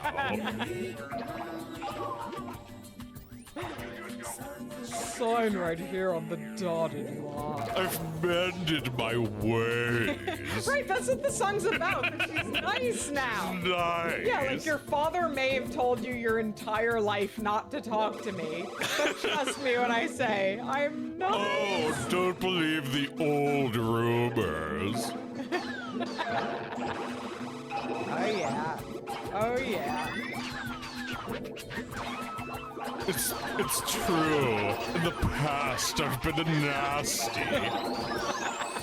They weren't even kidding when they called me, well, a witch. But I'm nice now. This, like, fucking works like a charm on Ariel. Like, Ariel doesn't buy it, but unfortunately, Ursula has leverage that Ariel cannot refuse. Yeah, well, it's gotten a lure to it. And she's also lucky that Ariel has been fighting with her dad. Well, she's also the only one who has magic besides her dad. Yes.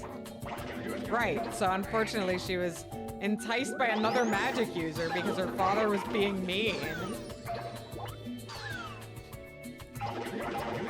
Yeah, he let his guard down. Well, he destroyed all her treasures. You remember how much, like... He should have stayed a worm. That was like, oops. Pardon me. That was like, I had to have a very long conversation with my son. He was so frightened by that scene where the king destroys Ariel's treasures. Nautilus. Fun. Yeah, you better run, crabs. I'm coming. Oh, jellyfish. Big crabs, come on, yes. Who's pulling plants out of the ground now? Oh, yeah. I do hate the time is almost up sound in these games. Yeah. Man, I don't think I'm gonna get to the new game to a T tonight. Even though I tagged this as being a stream about to a T. Sorry, everybody. I'm not fucking playing it tonight. But to a T is a new game by the developer of Katamari Damacy. So if you love these games, the new one just came out today. And I'll give it a shout out without having played it because look who made it. This guy's right. He's right. Yeah, he's right. Whatever that game is, it's great. You should check it out.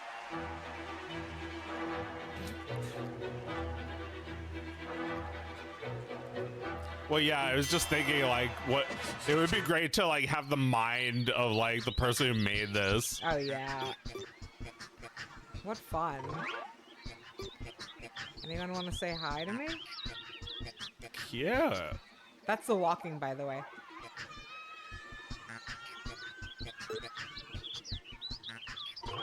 Your Majesty?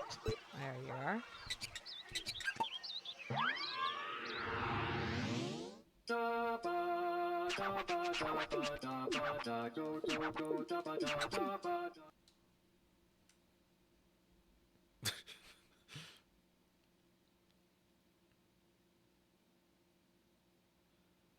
Oh, beautiful. Oh, flowers and a gnome. Something cool about this game is like you probably couldn't have had this on PlayStation 1, right?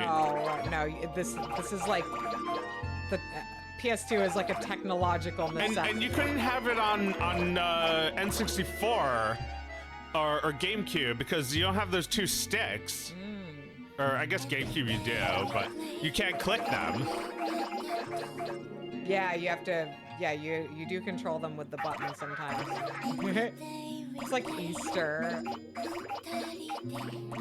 So yeah, like that's always a good thing when it's like made for the console. Like it's like really specifically something you kind of need to play it. Yeah, it's built for the technology. Well, PC games, you know, there's plenty of PC games that just use a mouse and keyboard, and I love mouse and keyboard for a lot of games. Yeah. Yeah, I usually play GTA with mouse and keyboard. Cute! Cock, so cute! This is so relaxing. Gotcha. I love they give you a little hint, like they start to run away from you when you're big enough to roll them. Uh-huh.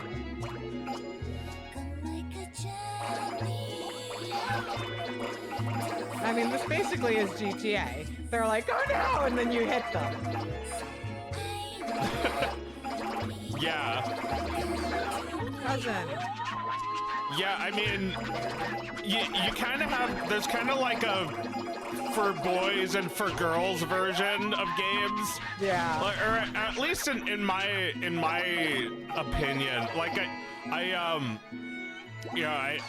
was like looking at Helldivers and thinking like this is like Splatoon Salmon Run but for boys.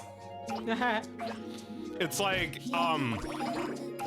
you and 3 other players or something, like versus just like hordes of CPUs. Oh man. It's like the enemies are just like gigantic. I guess it's also kind of like Monster Hunter, which I've never played.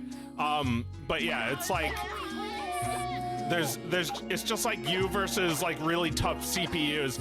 I remember that was also a thing with MMOs. You and all your friends versus one enemy, or like one group of enemies, like in the Leroy Jenkins video. Oh my god. Leroy Jenkins.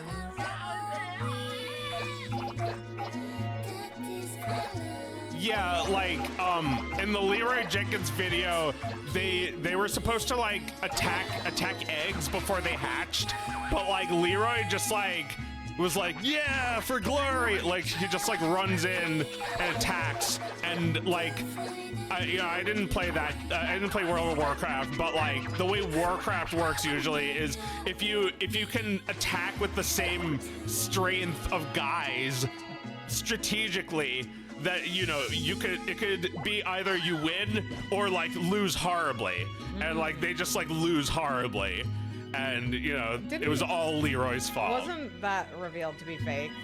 Oh yeah, that was fake. I mean, you can kind of tell. Yeah. But like I think like the idea of like botching a raid or whatever is real. Resonant. Yeah, totally. Doesn't need to be real. It's not fake. It's just staged. No. Right. Damn it.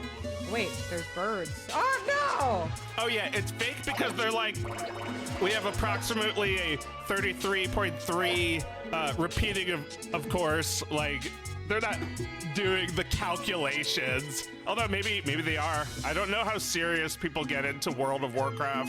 Oh man, I mean the game's been around for like over a decade. I think they're pretty serious. I guess that we're talking about something from 20 years ago. Yeah. Oh my god, that's so fucking annoying. I know. Can I at least get the lambs? In PC games, you can turn down the sound effect separately from the music. Can you like turn that down? Like, can you pause and turn that down? I wish. You're right. In a PC game, you would not have to suffer that. No! Did you lose? Oh, did I? Oh, I thought it said play again. Oh, maybe.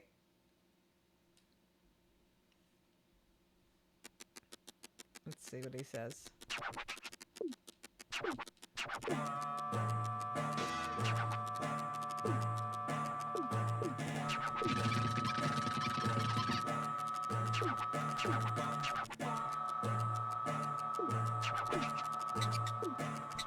They always tell me I could make it better. Oh, okay. But yeah, when you fail, it's usually pretty obvious. Yeah, that became the planet, so I'm good. He'll like send it up to be some piece of shit star if I don't do the planet right. Alright, I'm gonna be strawberry. Cute.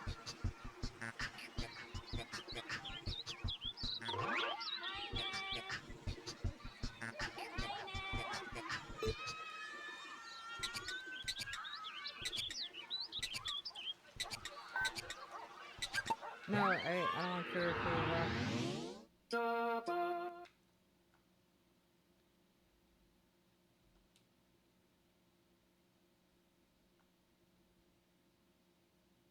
I already did this song.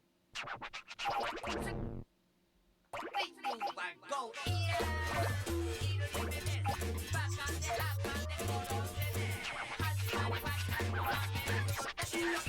want to restart this so I can choose a different song.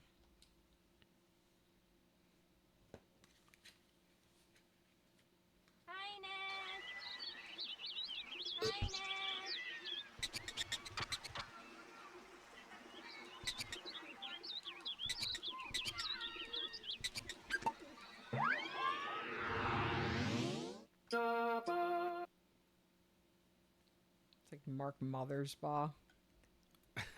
Sounds like the Rugrats.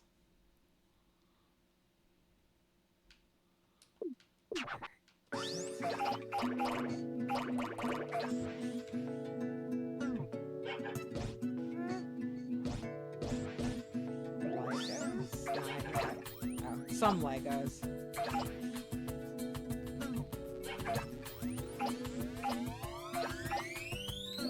Ah, cousin.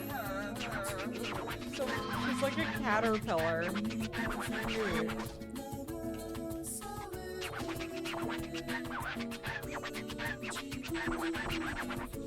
It's it's weird that this game actually puts it into perspective that like we are all just stardust, right? Like all this stuff is made of the same stuff. Yes. Stuff, a German word, which means stuff.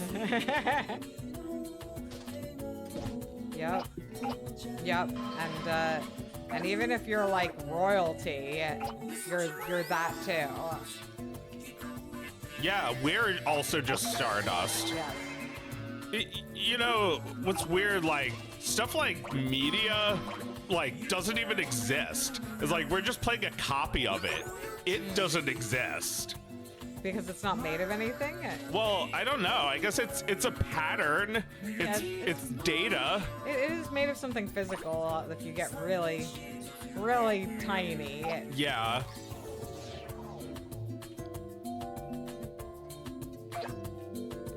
Right? If you broke it down to ones and zeros, it's like space that it occupies on a memory, on a computer chip. I guess if you think of it that way, yeah. It's like, it's that. You know, if you want to know what it is, it's that. You know, it's the pixels on the screen right now. It won't be there later. No. But just like how it's in the memory of the computer now, that also won't be there later.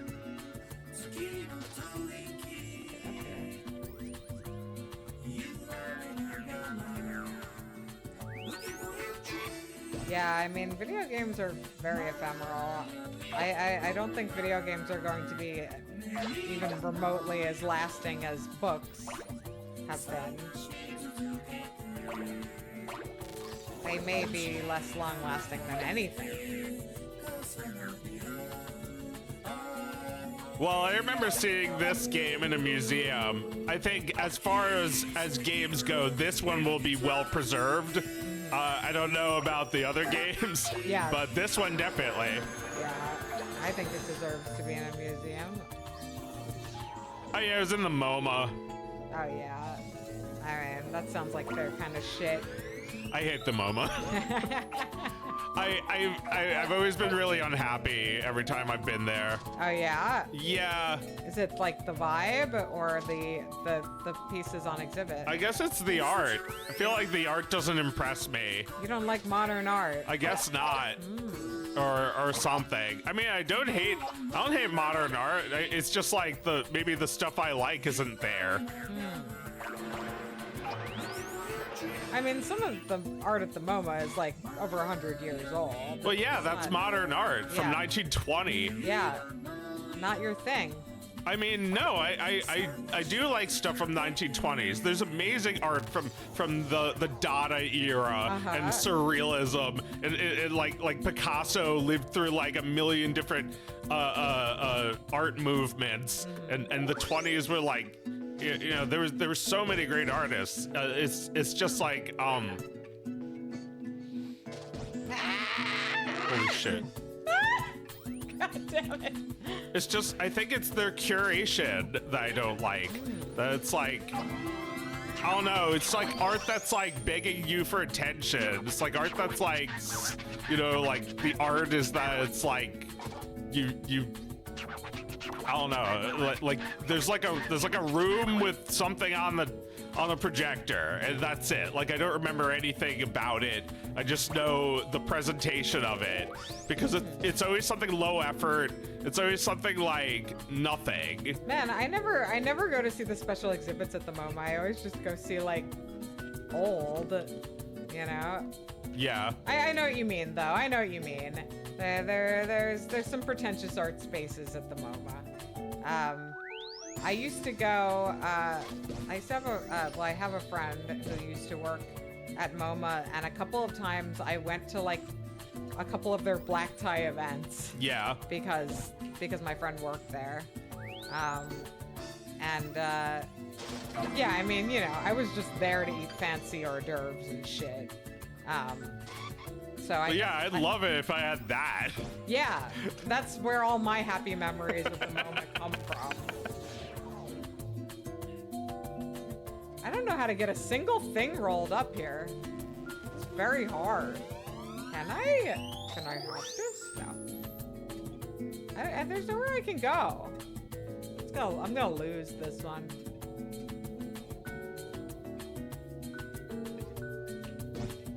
Was I supposed to try and get up there? Yeah, like even the stuff that's like kind of interesting, like the photography. That's like stuff I look at for a second. It's not stuff that I want to be around and admire. It's like modern art is kind of like, it's very fuck art. And you want the classics? You like being spellbound by art from like hundreds and thousands of years ago? Well, I don't know. I guess I do like modern art, but like, you know, a lot of it is like YouTube poop. It's like, I can ignore this shit for the rest of my life.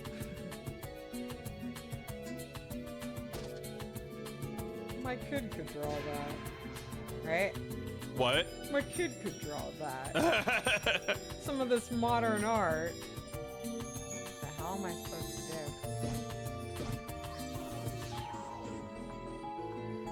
Oh, right. I need that object in the corner. I don't know where to get it.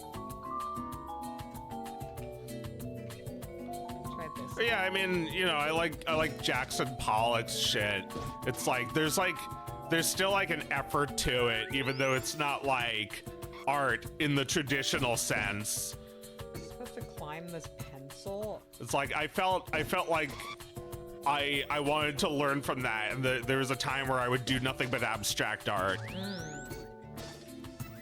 And then you kind of burned through that. I guess, yeah. Although for years I would still just like, you know, see if my pen was working, in quotes, where I would like just draw a stroke and then I draw a stroke inside of it and then just keep doing that until I ran out of space. And it's like I do this kind of like patterny pen tests, and you know, like you know, if I'm just like warming up, I do that sometimes. It's like, hey, these look kind of cool, I won't delete them.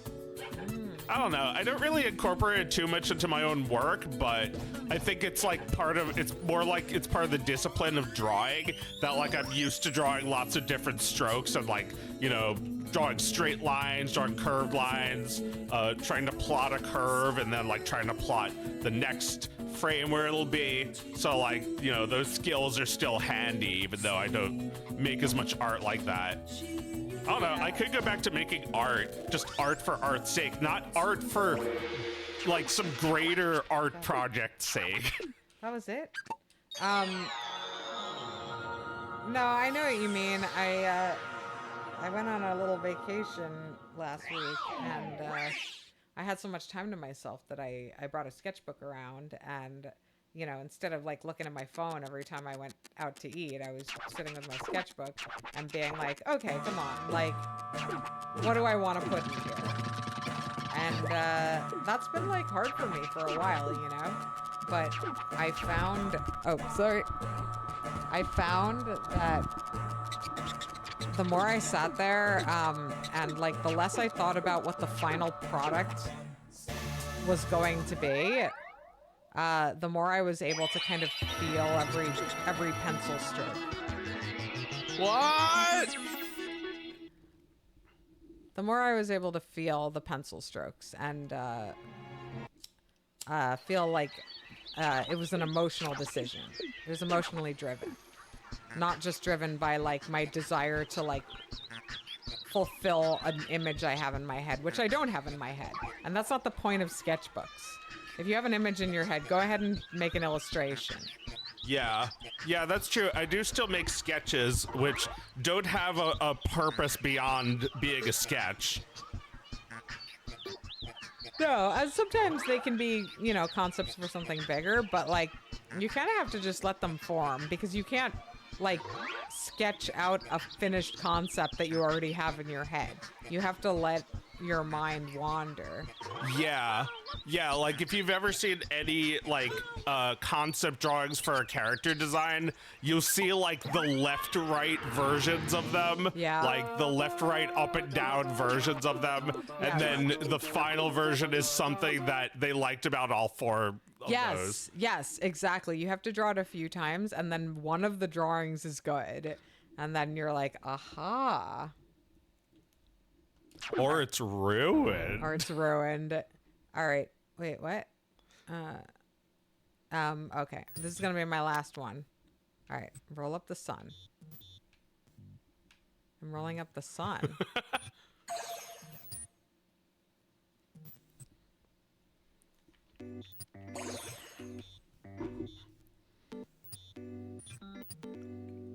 I'm rolling up my own planets.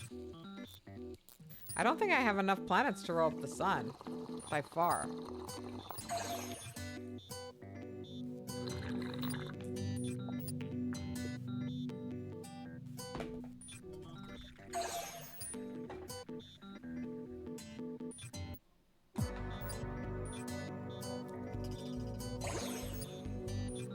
Yeah, that's like basically all I've rolled up so far. I can't roll up the sun. Oh my god.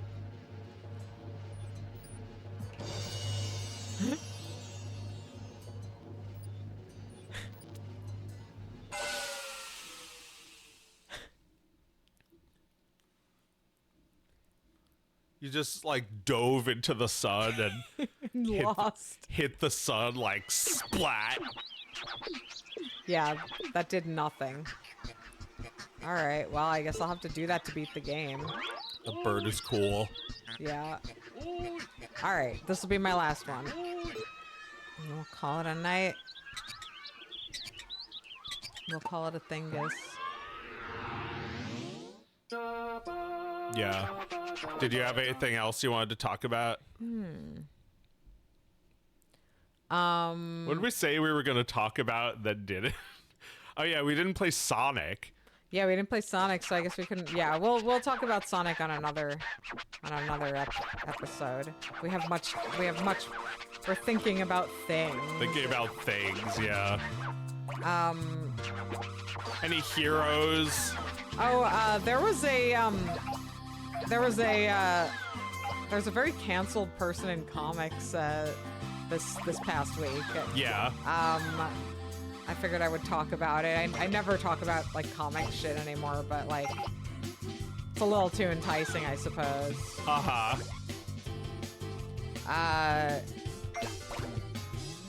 There's this comic artist. She did a comic that I liked in the past. I thought she was pretty good.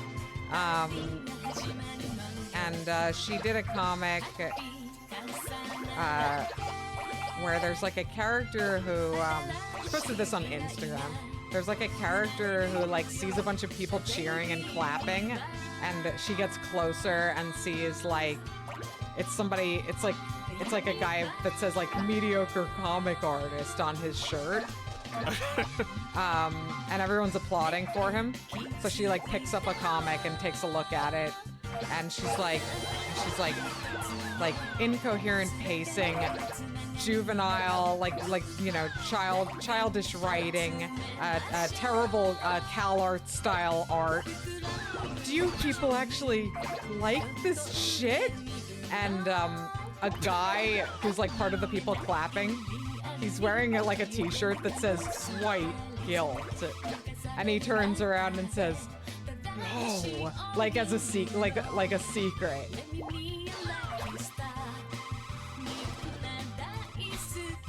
So she posted that on Instagram, and first, I think people in comics like rightfully came for her. It was like weirdly. I mean, I'll withhold my own opinion until the end, but like people in comics came for her, and then people who were just there for the racism came for her. So a lot of like, don't know who she is. Just here for the race. Just here for the racism. They show up without fail, with bells on, right? So there's a lot of that. She really ate shit for a couple of days, and then I guess she posted like, by the way, it was impossible for me to find this comic. Like, I found out about this maybe 3 days after it happened, and it was impossible to find the comic that everybody was talking about. Impossible. It took me like 20 minutes. And she also, like, in that time, she had posted like, clarifications. I'm being misunderstood. What I'm saying is not racist. What I'm saying is da-da-da. You know, very clumsy. Very clumsy and just made people more mad.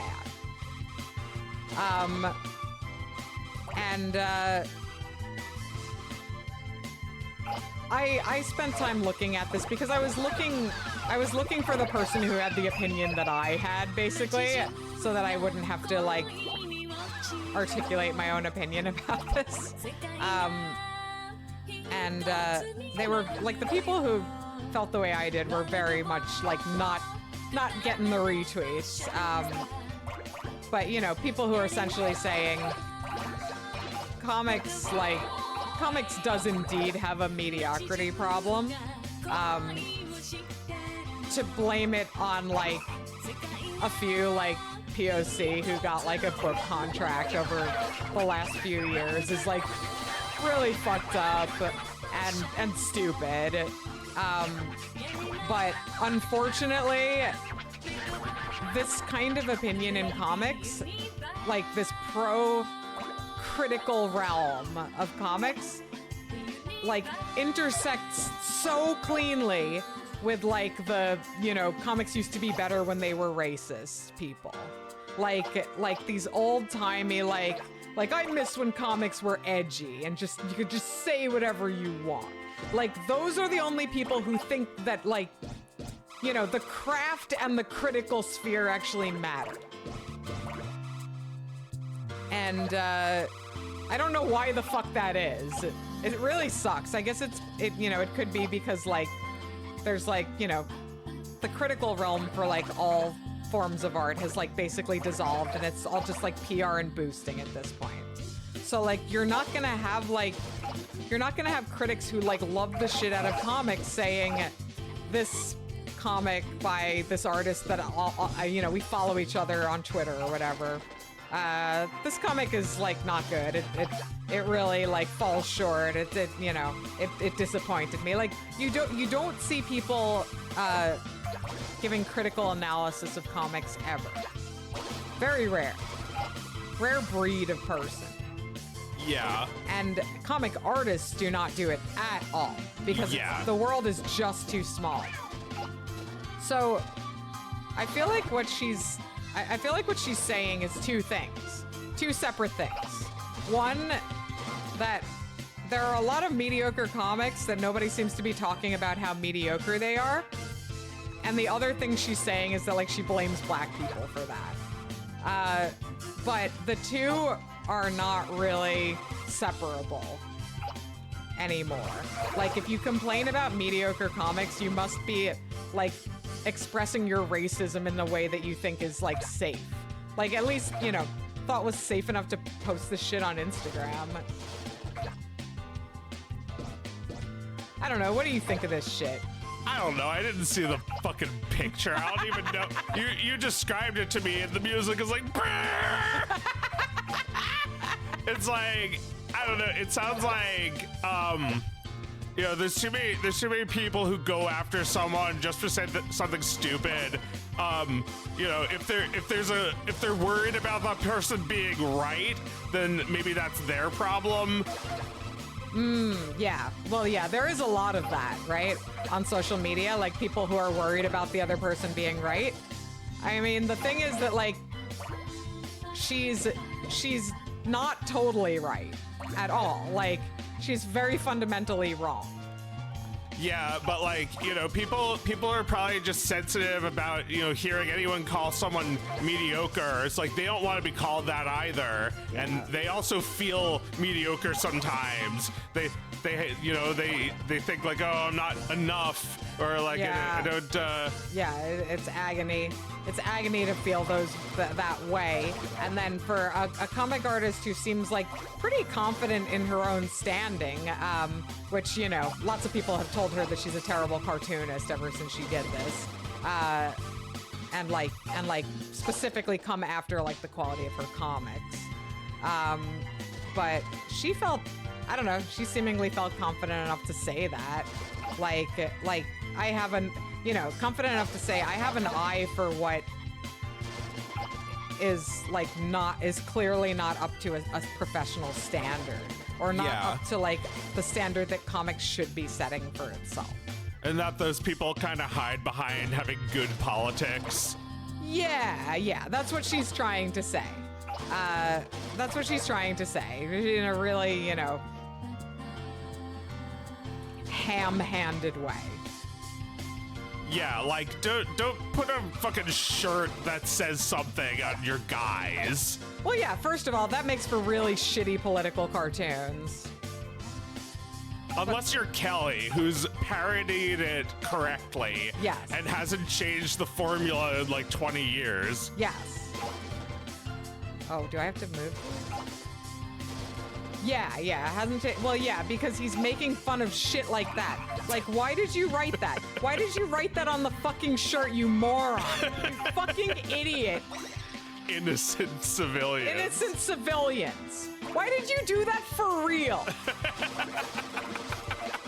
Yeah. You have to look at him and think, we really need someone to parody this still. Yeah. The cartoonist America turns to. Oh my god, he is the fucking greatest. Someone with correct politics. Oh my god, yeah. Oh yeah. Yeah, exactly. Kelly is the cartoonist that America turns to. Correct opinions. Right. He's always mad about something small, but it's like, you know, someone won't serve him, or like... Yeah, and he's innocent. He's innocent. Just like this character in this comic, this innocent person who picked up a comic expecting it to be good and found a bad comic, and they're like, but, and it's then like there's Superman kissing a guy, but. Yes. Oh my god. Yes. But also, they're both black in this comic that she's reading and she's angry about.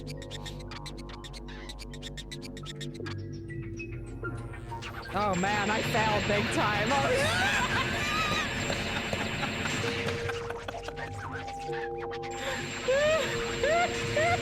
Holy shit. Oops. No, what did I do? No! Oh, I muted it. Did you mute us too? No, I hear me. Oh my god. Holy shit. Oh my god, I was just getting smaller. Oh, I'm supposed to be running away from this. Oh wow. Holy shit, this is like Undertale. Oh man, this rolls.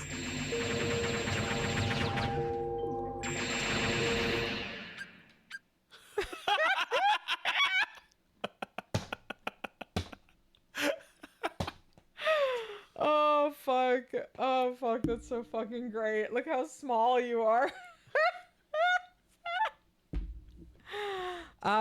Yeah, all right. So look, this person who got ultra canceled, like I don't want to, you know, like I'm still feeling fucking insane about the way people mobbed Ed Piskor, and he killed himself like a day later. And I'm not saying she's going to do this, but like, you know, I do want to acknowledge that she's a human being who went through this over the last like few days.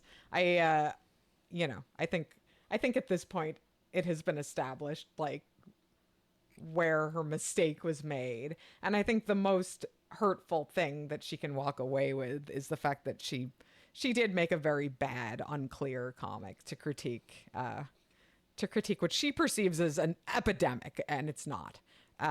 It's just like a couple of YA books at some point in your peripheral vision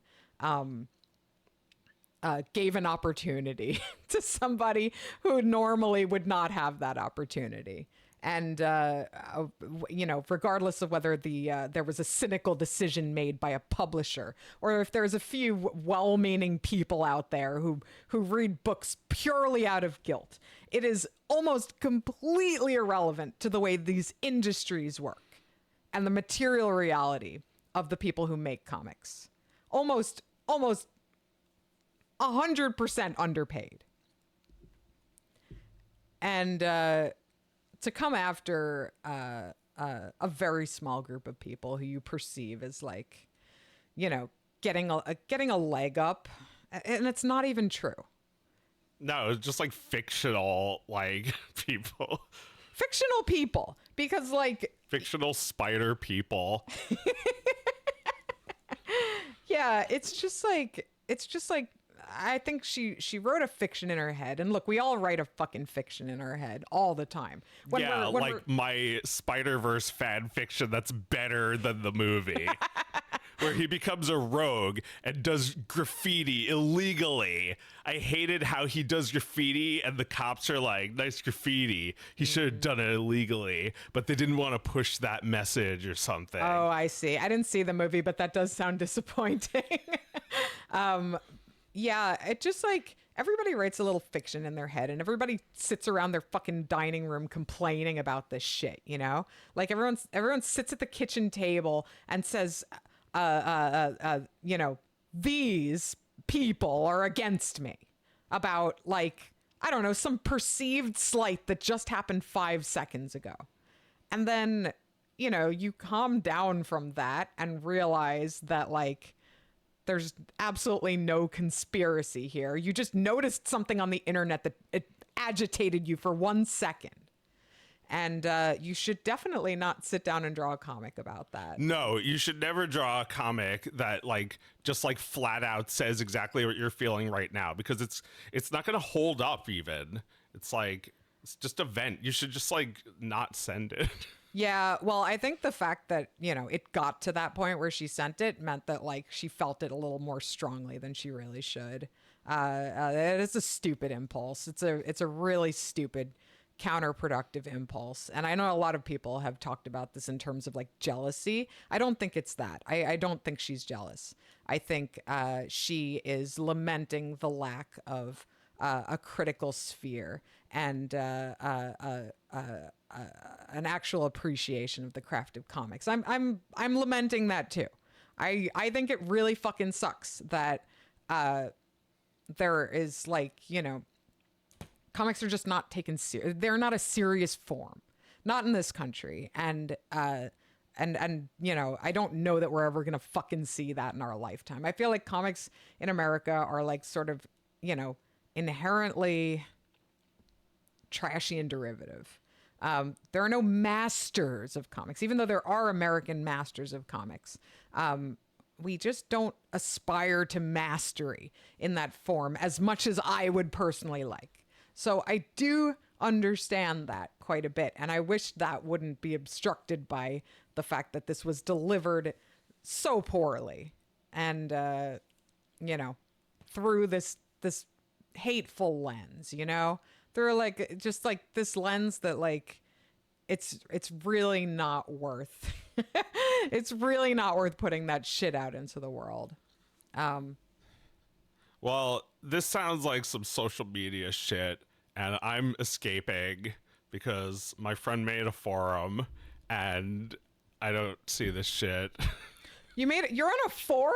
I'm on a forum. Can I be on there too? Yeah. I mean, this is clearly not good for me either. I should not be thinking about this, right? I mean, you might want to be on this forum. I don't know if you'll I don't know if I want you there, but wow. No, look, I don't want to be on your forum. You have fun. You have fun, but I want to be on a forum. I'll tell you about it. Yeah, no. later. Yeah, describe it to me. That'll be enough. Well, it's made by a friend of mine who got sick of all the like shit he saw on social media, all the like, because like, you know, I'm thinking about this thing and it sounds like it's frustrating in a really familiar way. It's a cancellation, so it's frustrating, so it's the dress. There's something about it that's like, Yeah. just like driving you mad. Yeah. Because there's a conversation that got big, like a giant fucking football game happened over this fucking post. Yeah. And it sounds like a dumb post that, you know, should have just evaporated into fish food anyway. Well, yeah, I mean, I've never like looked at her Instagram, but for all I know, she makes comics like this all the time and nobody ever noticed or cared. Yeah. There's just like, there was this critical momentum with this one. But, you know, I think it caught me because I am still like barely like connected to comics by a thread, you know? It's actually a medium that I've sort of left behind because I was too frustrated by a lot of this stuff. Okay, can we play one more game? Oh yeah. Why don't you play? Yeah, we're still talking. We may as well go for a few more minutes. You know, I think it hit me because like I have this emotional attachment to comics that is frustrated inherently, and I'm like picking at scabs by looking at what comics is mad about, you know? But like, should I care about this at all? No. You got the mouse?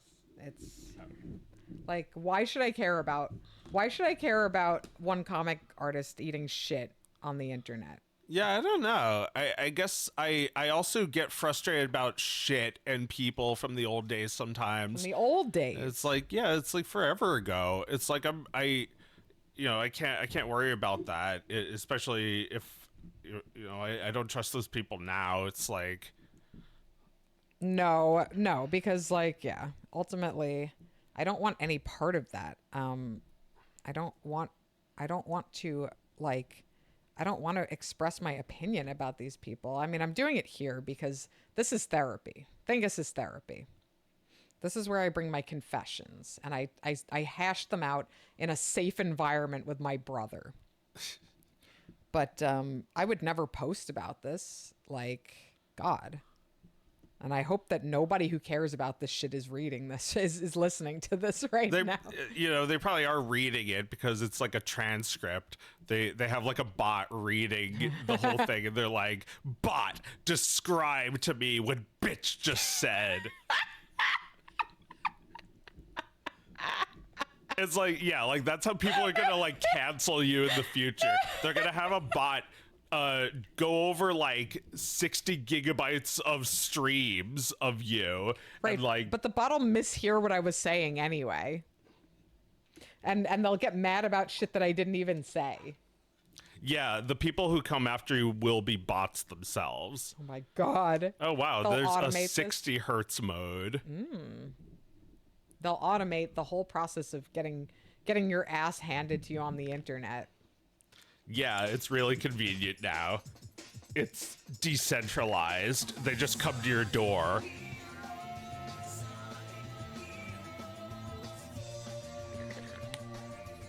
Yeah, so cool. Yeah! Finally, a game as cool as me. I didn't have this game. It looked bad, and it is. Yeah, but that doesn't matter. That doesn't matter if you are a kid who loved this. Well, I was about to disagree, but then I realized I said it probably doesn't matter with GTA. It could be kind of a sucky game, right? I mean, and I'll still buy it. But like, there are people like that about Sonic, right? That oh yeah, maybe this is even their favorite because you can play as everybody. Yeah, this is definitely someone's favorite.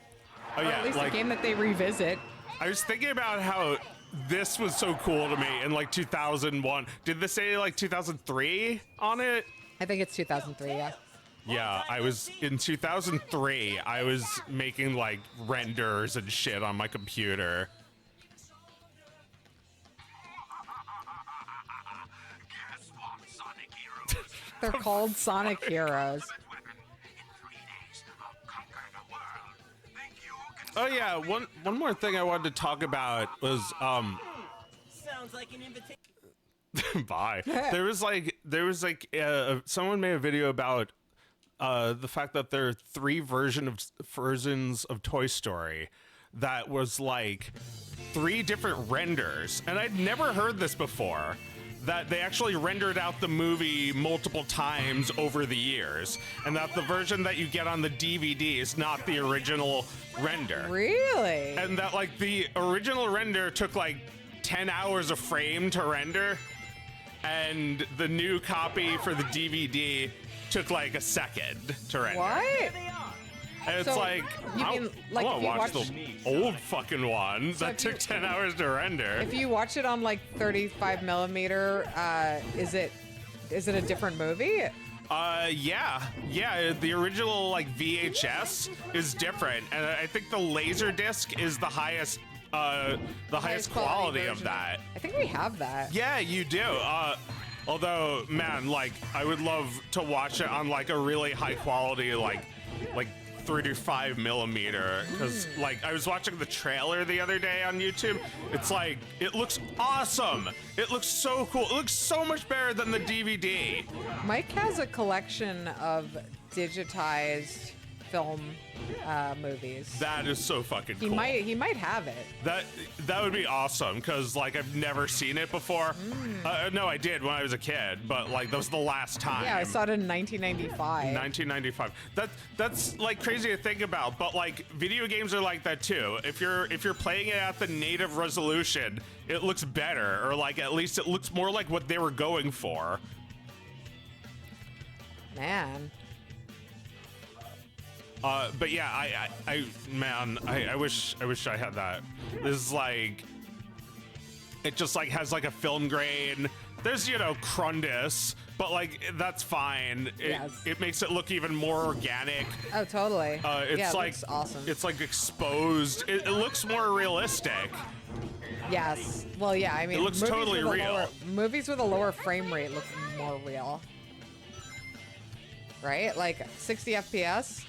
Shit looks fake. That shit looks like it was filmed for daytime TV. Yeah, that's not right. You don't make a movie like that. What were they thinking with like Peter Jackson's whatever? Yeah, terrible. You can't do that. I'm sorry. I mean, like even this game is at a low frame rate. That's like how it should look, or at least I don't know. That's how it could look. I don't know if anyone wants it to look like that when they're doing this. They just do it out of necessity.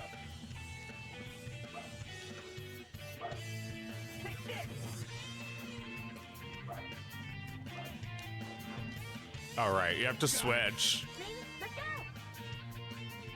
You can jump higher with tails, apparently. So, like, when one of them's dead, do they just hang onto you? They're like Siamese twins. I mean, there's games where like you carry your fallen brother until you can resuscitate him. Damn. I don't know if that's going to happen here, but do we not just all die at the same time? We have rings, don't we? Ouch. Wait, what happens if you die? Does Sonic just die? Let's head up there.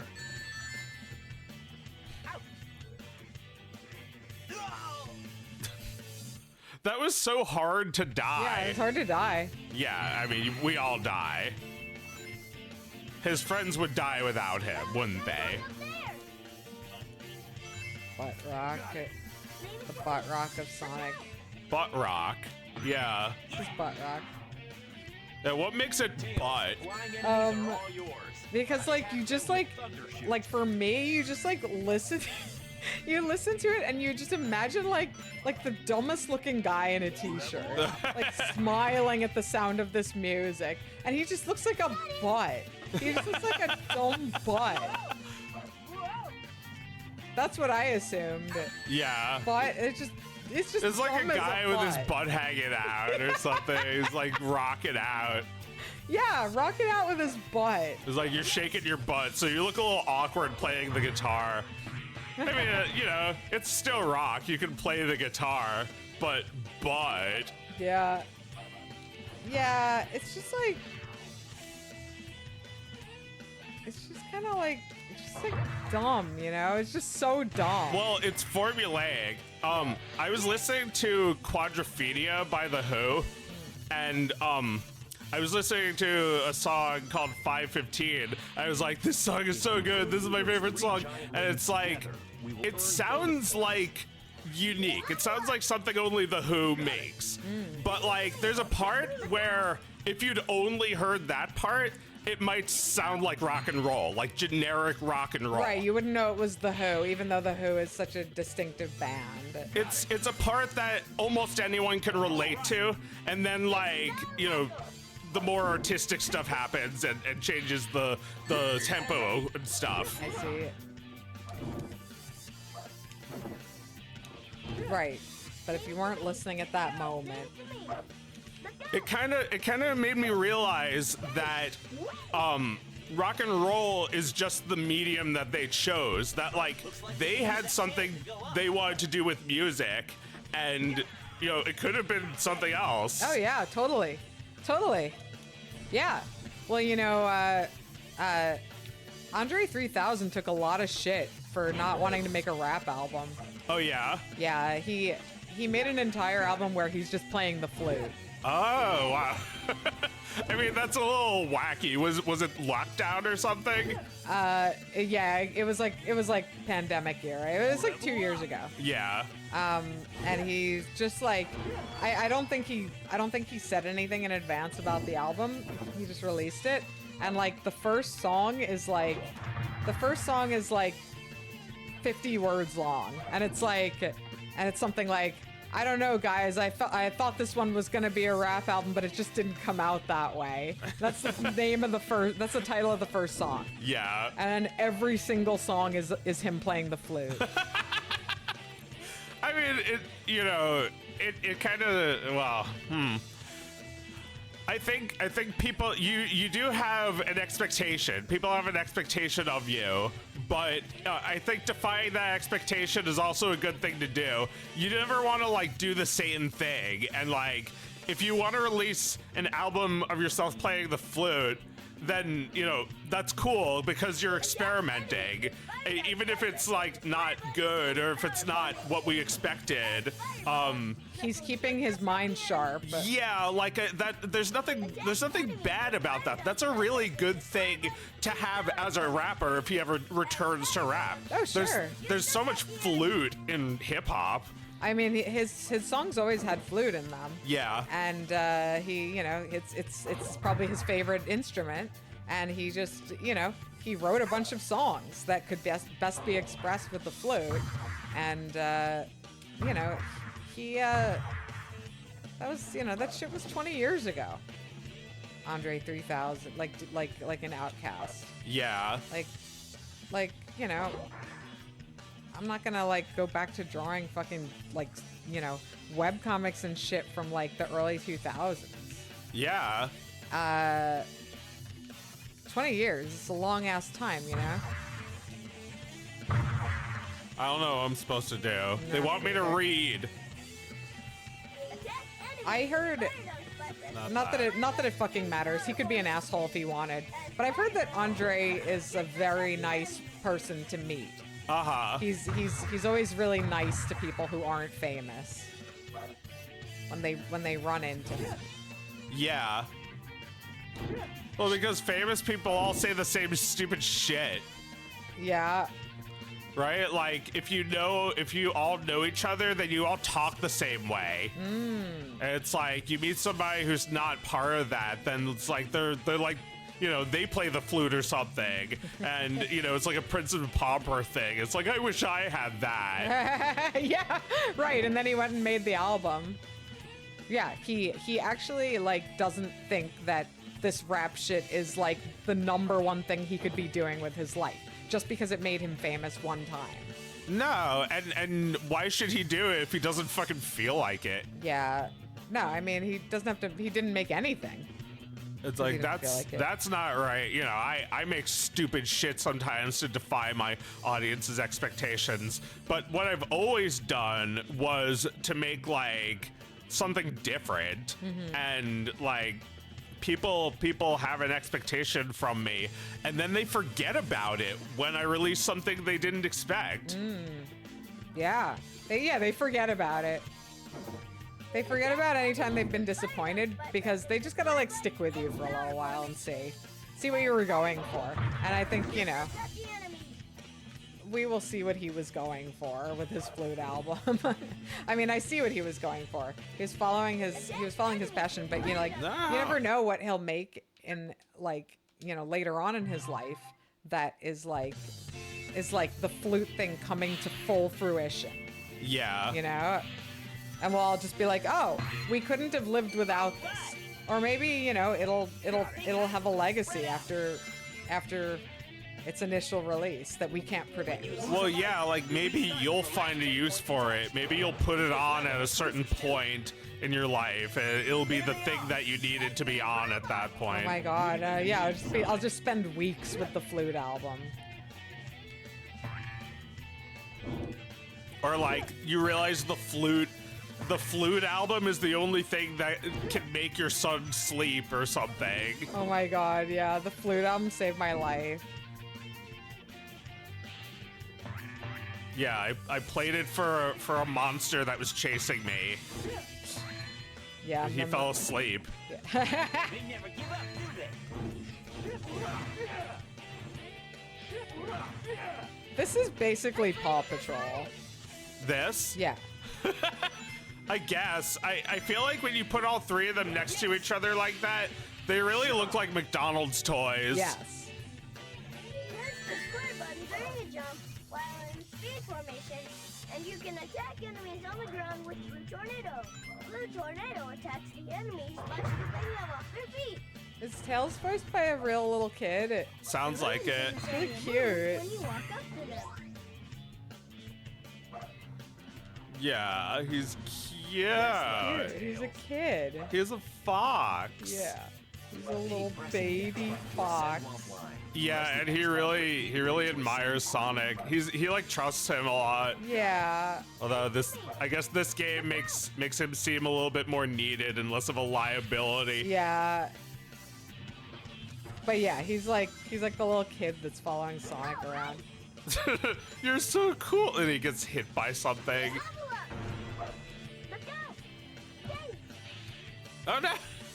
Well, at the beginning of the game, Tails runs up to Sonic, and Sonic's like, "Tails, long time no see." And I'm like, "What do you mean long time no see? You don't hang out with this kid when you're not like solving stopping Robotnik together?"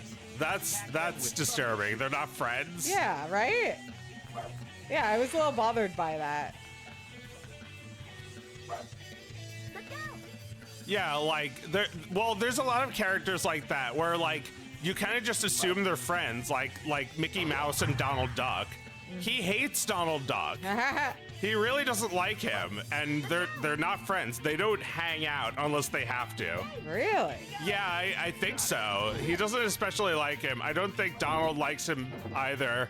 I don't think Donald likes anyone, but like I get this strong feeling, like, you know, he points a fucking gun at Donald. He like throws a book at the back of his head for saying, like, I'm leaving this orchestra. I can't work under these conditions. Man. And you know, Goofy and Donald get along, but Mickey doesn't like Goofy either. He doesn't like Goofy? Well, this is, you know, my interpretation. He doesn't respect him. Just like how He Pete doesn't. doesn't respect Goofy. What? Pete doesn't respect Goofy either. No, but like, you know, he actively mocks his intelligence. Yes. Mickey, you know, tries to work with him at the very least. Yes. Okay, what did I fuck up here that I like restarted? Oh, thanks, Sonic.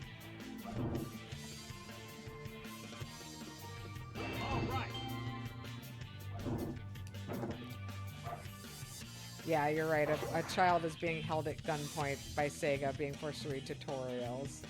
It's very tragic. How do can I point it up?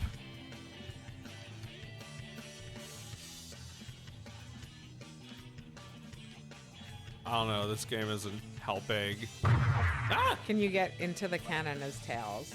Oh.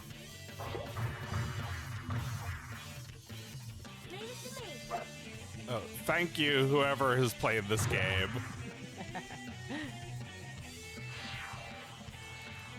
Although, yeah, that is the only thing I didn't try, and I never would have thought of that. No. Sorry, no, you Tails. Up on the game. I was just saying how this game makes you realize how much you need Tails. Yes. This game is definitely a lot more action and adventure than that last Sonic game we played. Which one? Was it Sonic 3D? Sonic 3D Blast. Yeah. Yeah, I mean, you know, this one is more cool. It's like they were inching their way towards a 3D Sonic. Yes. I guess for the fans of the first two Sonic adventures, this was fine. Like, this is just more of the same. I feel like Nintendo doesn't like that. They don't want to just like crank out 3 Mario Sunshine games. No.